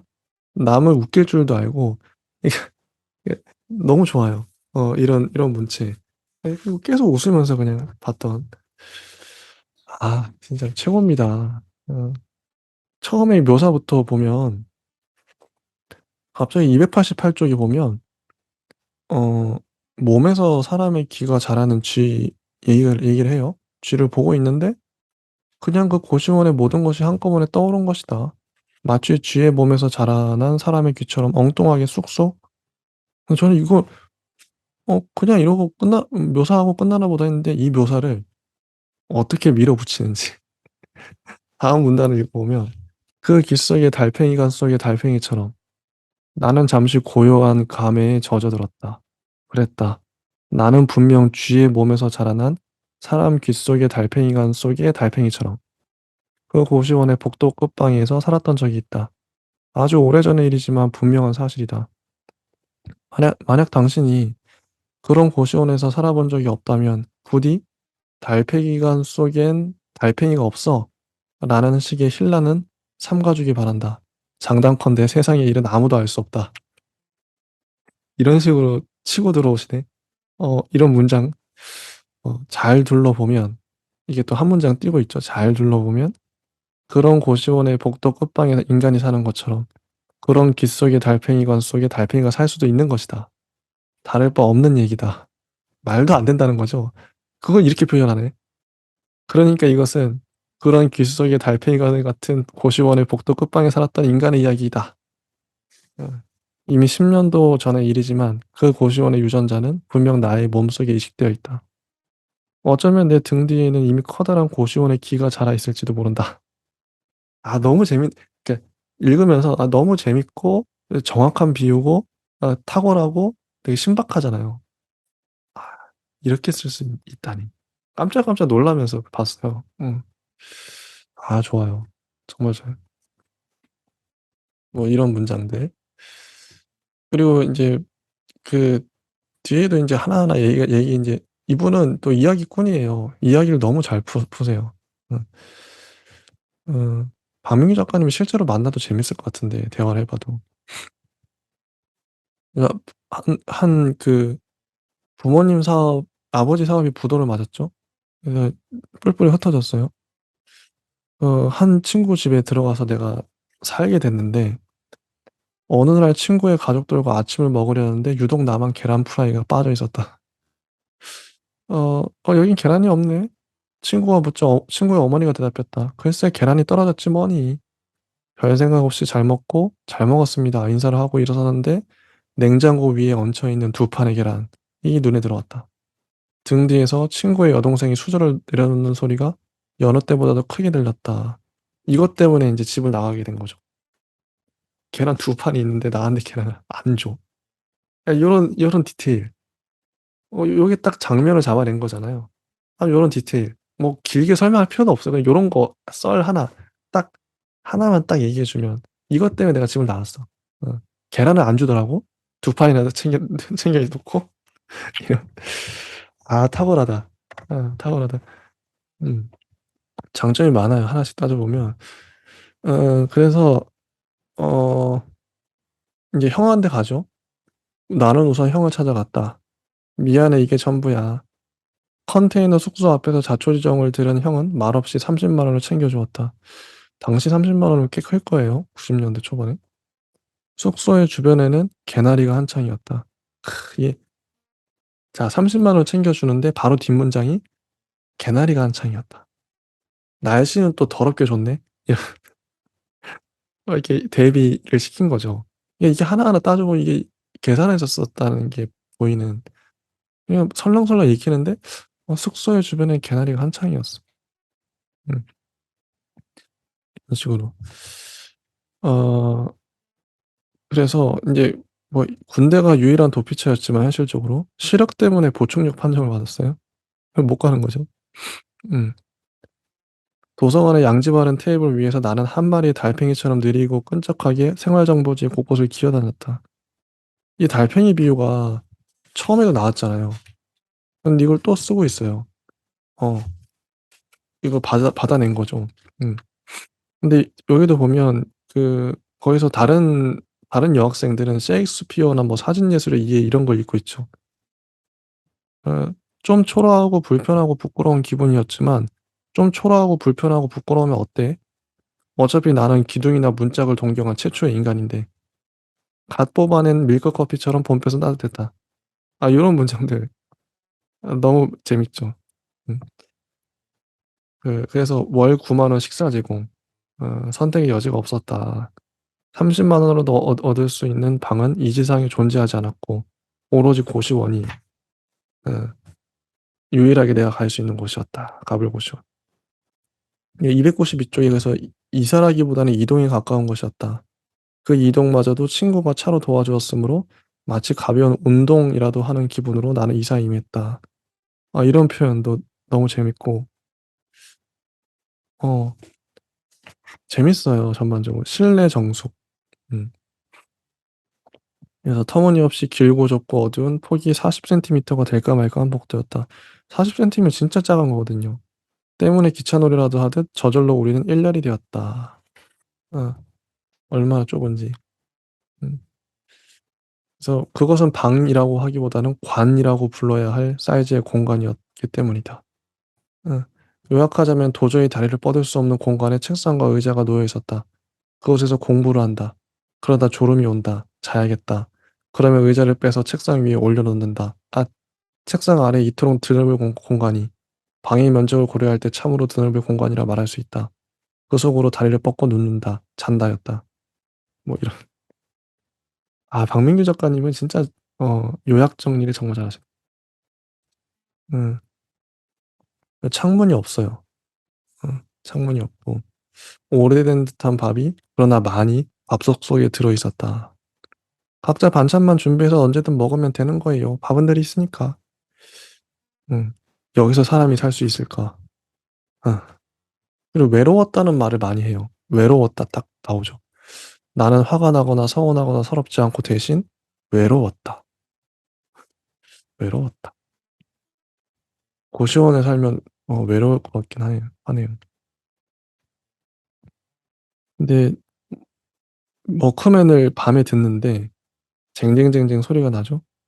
듣는데 똑똑하고 갑자기 이제 화난 얼굴로 어 어떤 남자가 노려보면서 "조용히 해. 조용히 해." 이렇게 자신의 방으로 가죠. 이 부분 또 재밌고 조심하겠습니다. 298 쪽의 맨 아래 보면 그날 이후 1cm 두께의 베니어판을 사이에 둔 나와 김 검사의 동거가 시작되었다. 1cm 두께. 네. 정말이지 동거가 아닐 수 없다고 나는 생각했다. 어. 나는 점점 조용한 인간이 되어갔다. 이 299 쪽 이것도 되게 디테일한 묘사인데 주의를 기울여 보면 인간의 몸에선 참으로 여러 가지 소리가 난다. 한마디로 인간은 꽤나 시끄러운 동물이다. 어? 이것도 맞는 말이거든요. 결국 나는 소리가 나지 않는 인간이 되었다. 어느 순간인가 저절로 그런 능력이 몸에 배게 된 것이다. 음. 그리고 방구 얘기도 방구 얘기도 온수는 한 마리의 열대와 같은 가스를 엉덩이 한쪽을 최대한 잡아당긴 채 이게 너무 재밌어요. 음. 뭐 이런 얘기들이 이건 한번 직접 읽어보시면 알 거예요. 정말 재밌어요. 정말 묘사가 잘 돼 있고. 음. 그리고 재밌었습니다. 그래서 어 이 소설은 그러면 박민규 작가님은 이 소설을 통해서 독자들에게 어떤 얘기를 하고 싶었을까요? 소설의 의의랄까? 목적이랄까? 하우스님은 어떻게 보세요? 저는 근데 저 같은 얘기하면 그냥 고시원의 생활상을 90년대 초반에 고시원 생활상을 그대로 보여주고 싶었던 것 같아요. 이게 고시원이다. 리얼한 고시원이다. 이 기록용으로 만약에 먼 훗날 고시원이 사라진다면 몇십 년 후, 몇백 년 후에 그 사람들에게 이 소설을 보여주면서 고시원이란 이런 곳이었어. 이게 딱 보여주는 거죠. 아, 이게 고시원이군요. 너무 묘사가 좋잖아요. 그런 거 아닐까. 하우스님은 어떻게 보세요? 이 소설의 목적이 뭘까요? 의도? 상상 의도? 이 모든 문장과 모든 문장 언어가 첫 번째는 웃기려고 하는 것 같아요. 처음에는 그 맞는, 그 맞, 1순위는 웃기려고. 근데 그 웃음이 정말 해악과 모든 어떤 인간의 어떤 고뇌를 정말 그 잘, 웃기려고 소설 쓰는 사람이, 맞아. 네. 맞는 것 같아, 진짜. 웃기지 못하면은 입안에 가시가 돋는 것 같아요. 맞아. 이 이거 약간 문장을 강박이 봤을 있어요. 때. 강박이 있어, 분명히. 있을 네. 거야, 분명히. 박민규 작가님. 안 그러면 이렇게 나올 수가 없어. 어, 네. 그러니까 독자를 웃기고 싶어서 소설을 쓰는 거야. 그러니까 아, 이거 중요한 것 같아요, 저도. 아니, 이 심각하고, 다들 심각하잖아요? 앞에 소설도 봐봐요. 막 사람 죽고 난리가 났을 때. 이 소설에 비해서, 다른 소설들 얼마나 심각해요. 근데, 박민규 작가님만큼은 웃음을 주고 싶다. 독자들에게 얼마나 좋아요, 선한 의도. 응? 이 소설을 보면 너희들은 웃을 수 있어. 다른 소설 너무 심각하잖아, 재미도 없고. 그래서 재미없는 소설도 많은데. 내 소설을 봐. 내 걸 웃겨. 너무 좋은 의도거든요. 이거 하나만으로도 전 되게 좋다고 봐요. 웃음 주는 거 크죠. 음. 그 웃기려는 의도다. 또 있을까요? 그 다음이 이제 그거인 것 같아요.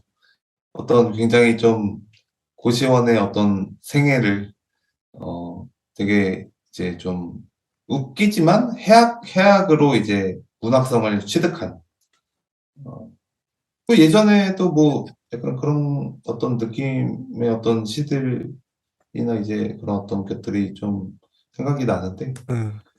마치 이제 무림천하인 사람이 이제 지하 개찰구를 이제 가는데, 뭐 거지가 무슨 원래는 천마였다거나, 아니면 뭐 지나가는 무슨 어떤 행인이 이제 걷는 구보나 이제 빠르게 걷는 게 허공답보 같은 것들이거나, 약간 이런 식으로 뭔가 해악이나 뭔가 이렇게 웃음을 이제 담고 있는 거는, 사실 그 밑에 이변에는 굉장히 좀 그런 웃음을 담고 있는 게 아닌가.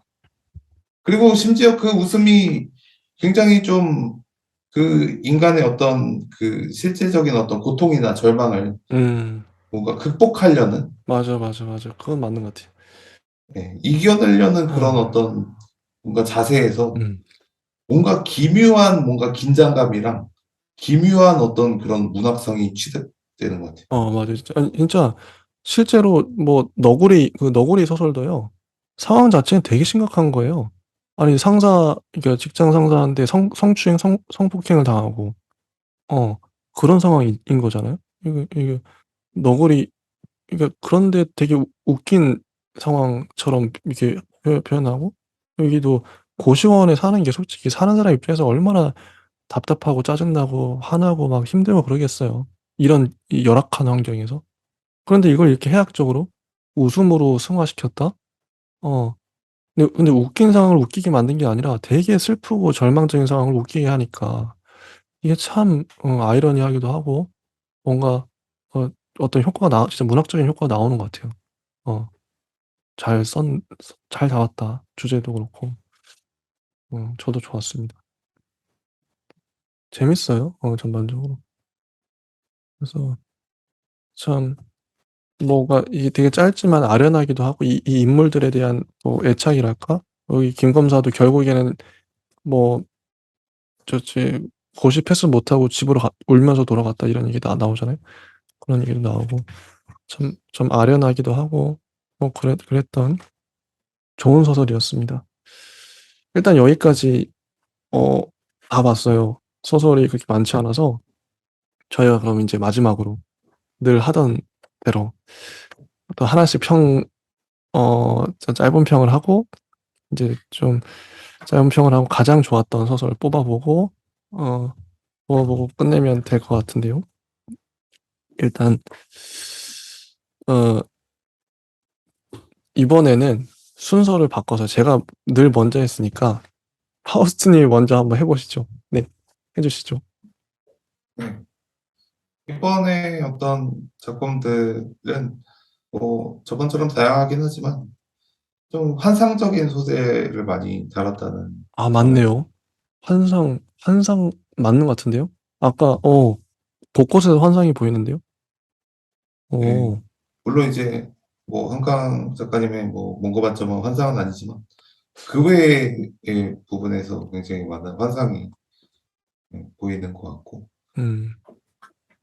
또 당연히 이제 뭐 원고 관점은 뭐 여자가 쓴 어떤 남자의 심리라는 점에서 더 부각이 될 정도로, 원래부터 뭐 그런 인간의 내면적 이미지나 상징을 뭐 워낙 잘 배치를 잘하고 지배적인 인상을 잘 뿌렸지만, 특히나 자신의 어떤 소설을 또 이끌어감에 있어서 자신의 어떤 상징화된 어떤 그런 식물성이나 자신이 이제 그런 어떤 말하고자 하는 메시지나 형상화를 정말 끈질기게, 어, 그런 내밀한 어떤 상징을 또 이미지화시켜서 독자에게 엄청난 또 파급력을 주는 작가라는 생각이 들고요.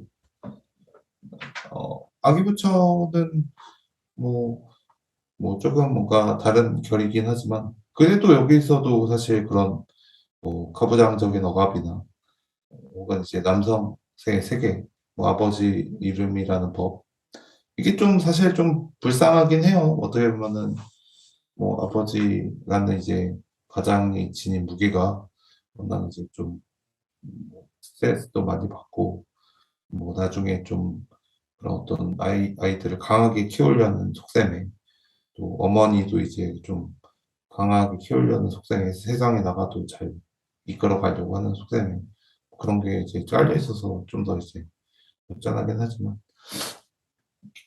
그런 어떤 남성성과 여성성의 그런 어떤 서로에 대한 어떤 모순이나 결핍은 뭐 항상 존재했고 그런 어떤 뭐 폭력의 역사는 항상 뭐 존재했다 하는 점에서 뭐 그런 것들을 잘 상징적으로 잘 쓰는 작가인 것 같습니다.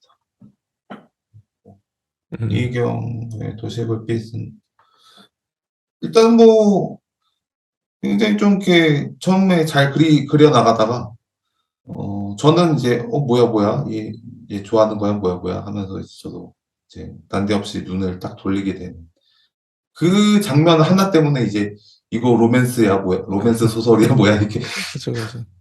이게 강렬하거든요. 사실 이게 뭐 삶에 있어서 저도 이게 좀 뭔가 마치 이제 뭐 노래 가사처럼 여자도 이제 남자랑 헤어지고 나서 뭐 남자도 여친이랑 헤어지고 나서 누군가한테 위안을 받는다? 그러면은 딱 뭔가 그 느껴지는 그 삼류 감성 그것이 그게 이제 정말 꿈에서 나올 정도로 이게 아. 좀 이게 공통된 관심사라서 그것이 이제 앞에 어떤 그런 것들을 좀 사라지게 만든 아쉬운 어. 그런 주제였고요. 오히려 그냥 여기서 이제 그 데니얼이 뭐 쓸쓸히 이제 소주를 혼자 막 먹으면서 나중에 이제 들리는 식으로는 그 여자가 내가 이제 뭐 까딱해서 이제 그 다른 여자 이제랑 이제 바에 갔는데 그것을 들키고 말았던 것을 좀 애절하게 뭐 그냥 그렇게 보여주기만 했어도 뭔가 음. 로맨스란 그런 거 아니죠. 네. 윤영수의 내 여자친구가 기원 연애는 굉장히 이것은 뭐 희극화된 어떤 뭐 그런 어떤 뭐 이제 어떤 여성에 대한 어떤 얘기를 또 하면서도 굉장히 좀 가장을 이제 맡고 이제 좀 자신의 어떤 욕망을 다 절제를 하면서 열심히 살았는데도 이제 인정을 못 받자 이제 뭔가 다양한 좀 환상이나 뭐 다양한 어떤 신데렐라 같은 어떤 느낌의 뭔가 호박마차를 자기가 돈 주고 사는 듯한 느낌의 어떤 귀여운 소설이었다. 네. 인간의 욕망을 또 잘 표현하는 환상적으로 귀여운 소설이었다 생각이 들고 김만교의 포정 관리 주식회사 같은 경우에는 이게 좀 이렇게 뭔가 아쉬운 게 차라리 이게 사실 사회와 자아 이런 거로 이제 그 카테고리를 나눈 것이 이제 어떻게 보면 이 소설의 매력이기도 하지만 굉장한 위화감이 들어요. 사실 그러면. 위화감이 된다.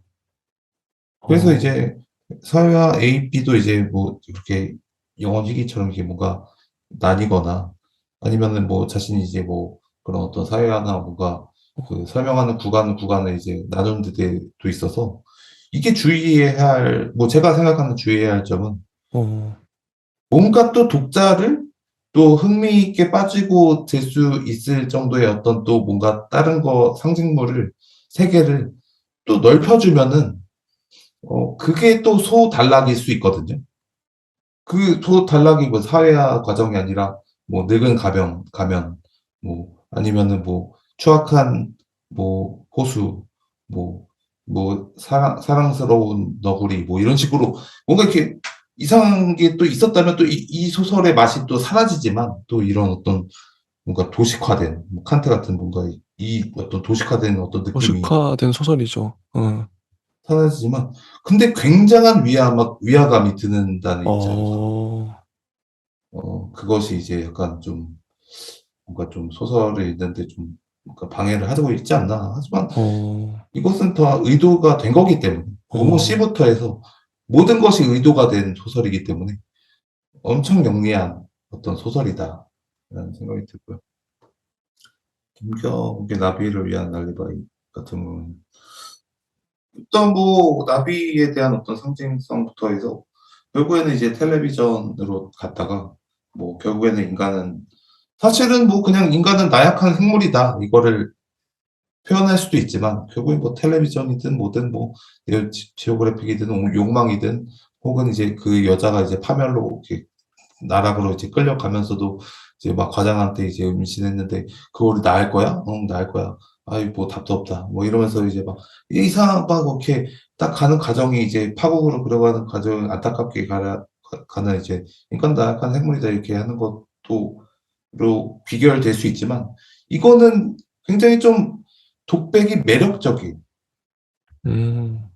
아마 이 매력적인 독백 뭐 전에도 작품을 다룬 적이 있었던 것 같은데 아무튼 독백 시도 독백을 아주 매력적으로 쓰지 않으면은 굉장히 좀 그 서사나 이미지나 구조나 상징이나 이런 것들을 만드는 매력이 다 사라져 버리니까 물론 이제 독백으로서 상징이나 이미지나 그런 것들을 만들기도 하지만 굉장히 좀 난해하거든.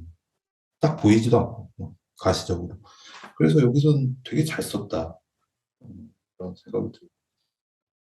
분명히 세 번째 유방.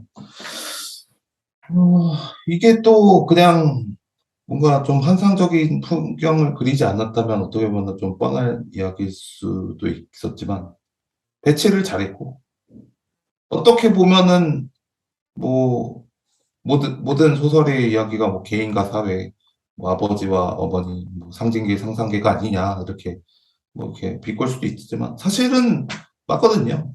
뭐 그렇게 들어가지 않는 작품은 사실 뭔가 그 이상의 어떤 철학자들이 이제 밝혀놓은 어떤 세계가 없다는 어떤 반증이라는 생각이 들고 일단은 뭐 철학자들이 그렇게 수백 년, 수천 년 동안 뭐 반증해 놓은 여러 가지 뭐 세계에 대한 어떤 그런 느낌이나 깊이나 어떤 심도 깊은 어떤 지층들은 사실은 모든 인간이 겪는 어떤 통과의례라는 생각이 들고 결국에는 피할 수 없는 주제 결국에는 또 똑같은 이야기 주제를 보지만 결국에는 또 감동이나 깊은 여운과 심층적인 인간의 심리를 다 밝혀놓는 마스터 키라는 생각이 들고 여기서 잘 표현하고 있는 것 같아요. 박민규의 갑을 거시한 치르기는 이거 여기는 아주 해학적인 어떤 문장으로 심지어 이렇게까지 웃길 수 있다는 거를 그리고 되게 긴장감이 있으면서 감동을 또 줄 수 있다는 거는 정말 대단한 능력이라고 생각이 들고 오히려 이런 어떤 작품들이 전에 이제 제가 막뭐 들었을 때는 왜 뭐 당신은 도스토옙스키를 읽어봤냐 박명희 작가한테 뭐 당신은 무게감이 없다 이렇게 뭔가 되게 뭐 와전돼서 문예창 작가에서도 이제 좀 쉬쉬하는 어떤 분위기가 되긴 했지만 그때도 뭔가 박민규 붐이 이루어서 오히려 이제 반작용으로 뭔가 그렇게 된 것 같긴 하지만 사실 뭐 시나 뭐 외국 시나 외국 소설에서도 이런 어떤 회화나 풍작은 뭐 당연히 햄릿이나 뭐 그전에도 많았거든요. 셰익스피어나. 그래서 이 어떤 하나의 강점을 계속 유지하고 가는 것도 하나의 어떤 진짜 그 세계의 정말 주인공이다. 이 박민규 작가밖에 할 수 없는 정말 해악의 끝판왕이다라는 생각이 듭니다. 그래서 베스트 작품을 한번 뽑아 주시죠. 네. 일단 뭐 제가 베스트 작품은 본거적 반점이라고 생각이 들고요. 그리고 사실 이제 같이 이제 좀 수상을 뭔가 하고 싶은 느낌은 뭐 천윤영 작가와 몽고 반점이랑 같이 이제 뭐 그리고 윤영수 작가의 어떤 아니 뭐 김경 작가와 이만규 작가도 좋고 박민규 작가도 이게 사실 이게 다 이제 마음에 들어서 마음에 들지 않는 부분이 이제 단 한 가지라고 한다면 뭐 살짝 뭐가 아쉬운 부분이라고 한다면 뭐 사실 이게 뭐 다 장점이 있지만 뭐 이렇게 한 그래도 한 두 개나 뭐 한 세 개를 이렇게 뭔가 그렇게 한다면 사실 이렇게 뭐 윤영수의 작가 내 여자친구의 귀여운 연애가 마지막에 이제 조금 그 희극을 되게 뭔가 긴장감을 이제 떨어뜨리는 그런 것들이 있었지만 그래도 이거 좋은데 재밌는데 아무튼 좀 이렇게 이번 작품 같은 경우에는 좀 고르게 다 뭔가 음, 매력이 있고 다 음, 재밌었고 음.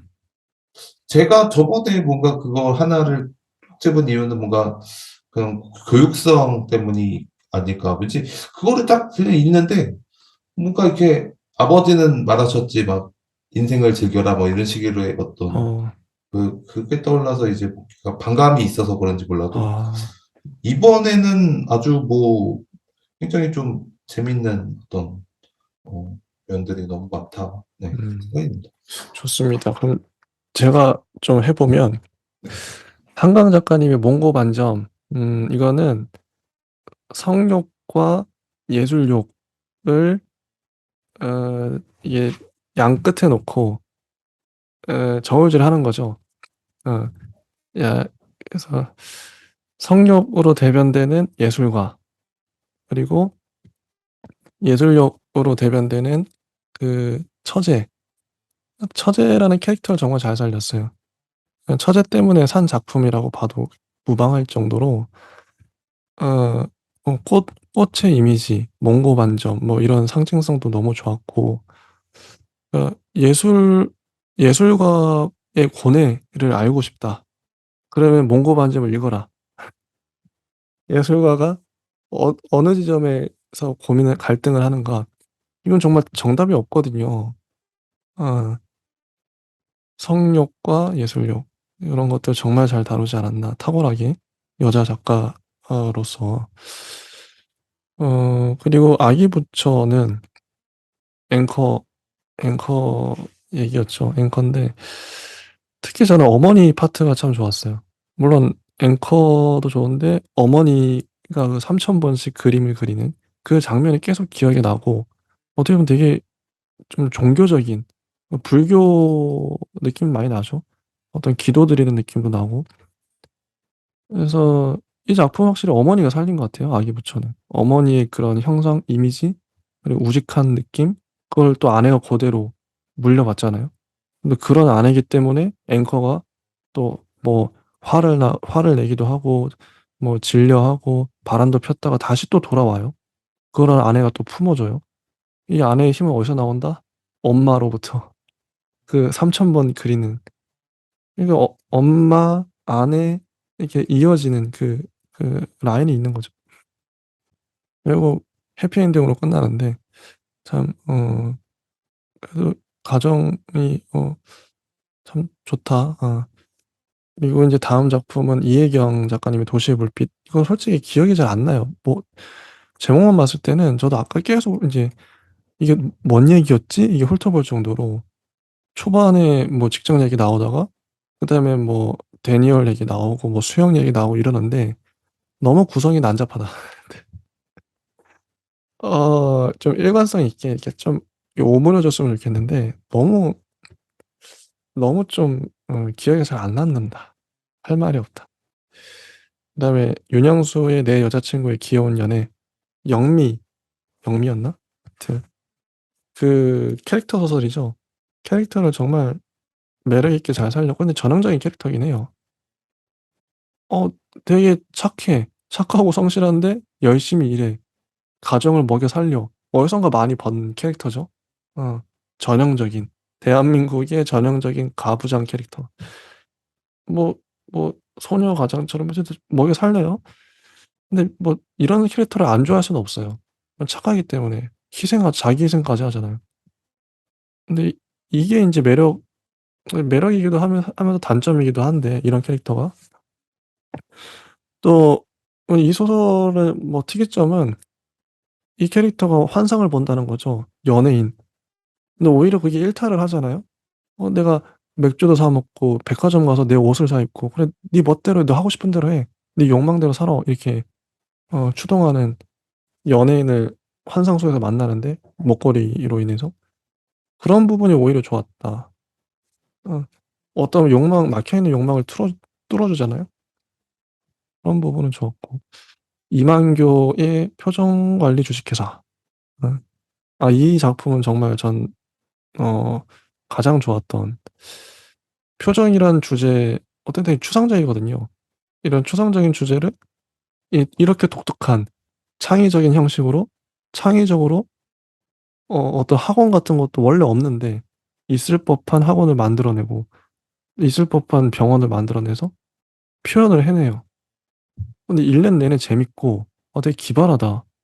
아 이분 되게 머리가 좋은 작가다. 이분은 그러니까 작가마다 다를 것 같아요. 어떤 작가는 감성적인 작가가 있을 수 있는데 이분은 되게 지성적인 머리가 되게 영리한 예 그런 게 느껴져요. '머리로 글을 쓰는 분이구나.' 머리로 글을 쓰는. 좋은 의미 나쁜 의미 다 있죠. 머리로 글을 쓴다. 그게 느껴졌고 그다음에 김경욱 작가님의 나비를 위한 알리바이. 나비. 이거는 인제 TV 방구석에 틀어박혀서 TV 봤던 그 아저씨인데 근데 이 주제 자체가 2005 년도에 맞아요. 근데 지금은 시대가 또 달라졌어요. 케이블 TV 사람들 잘 뭐 보는 사람도 있겠지만 요즘엔 뭐 넷플릭스 뭐 이렇게 뭐 노트북이나 이렇게 아니면은 뭐 그 핸드폰으로 유튜브를 많이 보잖아요. 요즘 시대 감성하고 조금 약간 안 맞아요. 약간 좀 올드한 감성. 왜냐면 TV를 끌고 옴으로써 TV라는 거 자체가 올드한 매체가 돼 버렸거든요 이미. 케이블 TV 이렇게 나오는 순간 '야 요새 케이블 TV 보는 사람 얼마나' 뭐 있긴 있겠죠. 근데 채널도 훨씬 늘어났을 거고 좀 넷플릭스 이야기 나오면 또 지금은 신선할 수 있어요. 지금 딱 맞죠. 약간 그런 것도 있고 이거 TV에 대한 뭐 사유랄까? 그 팀장이 했던 말들 이것도 잘 가만히 보면 좀 약간 올드해요. 2000 년대 초반에 그렇게 나오면 괜찮은데 시대를 증언하는 문학으로는 괜찮지만 약간 지금 이렇게 써 버리면 올드할 수 있다.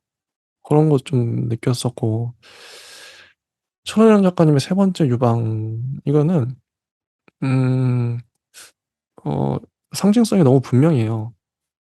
노골적이죠. 내 가슴 이야기 나오고 어 네 여자로 상징되는 유방과 아버지의 권위 이 두 가지 일단 보면 뭐 이런 상징 자체는 너무 많이 나오는 상징이고 너무 흔해서 이게 근데 오히려 인제 세 번째 유방이라 그러니까 그건 신선하다. 신선한데 이 구도 자체가 뭐 아버지가 뭐 가부장적이고 막 이렇게 나오는 순간 '아 이거 너무 뻔한데?' 이렇게 돼 버리는 거죠. 어쨌든 문학도 신선한 게 뭔가 새로움을 추구해야 되니까 그런 게 좀 아쉬웠고 박민규 작가님의 가별고시원 체류기는 정말 탁월한 작품입니다. 어 어떻게든 독자를 웃기겠다는 그런 굳은 의지. 이런 작가님이 한 명쯤 있어야 돼요. 한 명쯤은 나는 뭐 남들 다 심각하게 쓰고 있는데 실제 여기 봐봐 작가님 다 심각하게 쓰잖아요. 나는 웃기고 싶어 그냥. 얼마나 숭고해요, 목적 자체가. 얼마나, 얼마나 감사해요. 나도 독자를 웃기는 데 매진하고 싶은 그런 어쨌든 이런 분 한 번쯤 필요하고 주제도 뭐 고시원이 뭔지 알고 싶으면 이 소설을 봐라. 고시원은 이런 곳이다. 정말 묘사 잘 해 놨다. 추천할 수 있는. 저의 베스트 작품은 그래서 세 작품을 할 수 있겠네요. 몽고 반점, 표정관리 주식회사, 가별고시원 체류기. 뭐 우열을 뭐 가릴 수 없을 정도로 각각의 이유로 별 5 개를 다 주고 싶은 작품들이고 나머지는 잘 모르겠어요. 이건 저의 취향의 문제일 수 있는데 나머지는 솔직히 좀 쏘쏘하다. 그래서 이 정도 하고요. 2005년 이상문학상 작품집의 경향성에 대해서 인제 좀 나눠 봐야 되는데 2005 년은 아까도 잠깐 얘기했지만 어떤 것 같으세요? 전반적인 느낌이랄까? 작품들의 경향성, 특징. 굉장히 뭔가 좀 몽환적이고 환상을 같이 끼고 어떻게 보면은 문장이 이제 어떤 지배적인 구조가 잘 이루어진 작품들이 많다 보니까요. 영리한 작품들도 보이고 굉장히 좀 현대적이다. 현대적이고 몽환적이고 환상적이다. 결국에는 진토배기로 이제 그냥 그냥 딱 어떤 현실을 딱 보여주는 작품들이 이전에 이제 워낙 수작들이 몇백 년간, 몇천 년간 계속 있었다 보니까 이제 환상 문학이 이제 좀 도래한 게 아닌가? 거의 80% 딱 뭔가 나오는 듯한, 어, 여기 있다고 이제 딱 외치는 듯한 느낌이 듭니다. 저도 환상 문학을 개인적으로 좋아해요. 현실을 있는 그대로 표현해서 좋은 작품도 있는 반면에 현실의 어떤 환상적인 요소를 딱 이입을 해서 여기 나온 것처럼 뭐 내 여자친구의 귀여운 연애의 영미가 갑자기 그 연예인의 환상을 지니처럼 보거나 아니면 표정관리 주식회사처럼 아예 그냥 판타지적인 세계를 만들어 가지고 주인공이 거기서 살게 움직이게끔 만들거나 아니면 여기 나비를 위해 알리바이처럼 나비가 갑자기 날아다니니 뭐 이런 식으로. 어 아니면 뭐 세 번째 유방처럼 그냥 세 번째 유방 같은 그런 요소라든지 이런 것들은 이렇게 판타지적인 요소는 요즘 영화나 드라마에서도 많이 활용을 하죠. 대세가 된 것 같아요, 이미. 판타지는 대중매체에서. 근데 판타지가 정말 그 판타지를 소설에서 어떻게 잘 활용할 것인가, 음, 정말 중요한 것 같고 저도 그렇게 쓰고 싶기도 하고 팩트의 힘도 있지만 판타지가 또 현실을 더 잘 표현하기도 하거든요. 어떤 상징적으로 더 잘 표현해서 확실히 전반적인 경향성은 그 2001년부터 저희가 봤지만 점점 가벼워지고 있는 것 같고 작품들이 정말 가벼워지고 있어요. 그건 되게 환영할 만하고 어 정말 다양한 시도들 그러니까 형식적인 시도나 뭐 이런 것들을 할 수 있어서 뻔하지 않은 걸 되게 전 좋아하는데 뭔가 다양한 시도를 해 보는 게 참 좋은 것 같아요. 오히려 뻔한 작품들 주제가 너무 뻔하거나 뭐 그러면 좀 김이 빠지는데 몽고 반전도 제가 극찬했던 게 이렇게 절묘한 이게 답이 딱 없잖아요. 근데 세 번째 유방을 제가 이게 별로 이런 구도 자체가 너무 이게 주제 자체가 너무 뻔하잖아요. 딱 보면 이거 쓰고 싶었구나. 근데 별로 할 말은 없어요. 그건 그거지. 그건 그거지. 그건 그거지. 근데 몽고 반점 딱 봤을 때는 이건 정말 어 이게 단순하게 말할 수 없거든요, 주제를. 깊은 주제예요. 그래서 좋았던 거거든요. 그래서 자 2005년 좋았고 이제 2006년 다음 주 2006년을 보고 저희가 또 찾아오도록 하겠습니다. 매년 또 기대감이 점점 올라가고 있어요.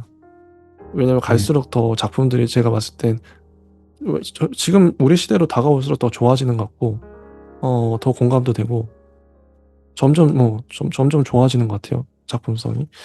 좋습니다. 그럼 다음 주에 저희는 2006년 작품 이상문학상 작품집으로 찾아오도록 하겠습니다. 네, 감사합니다. 네, 감사합니다.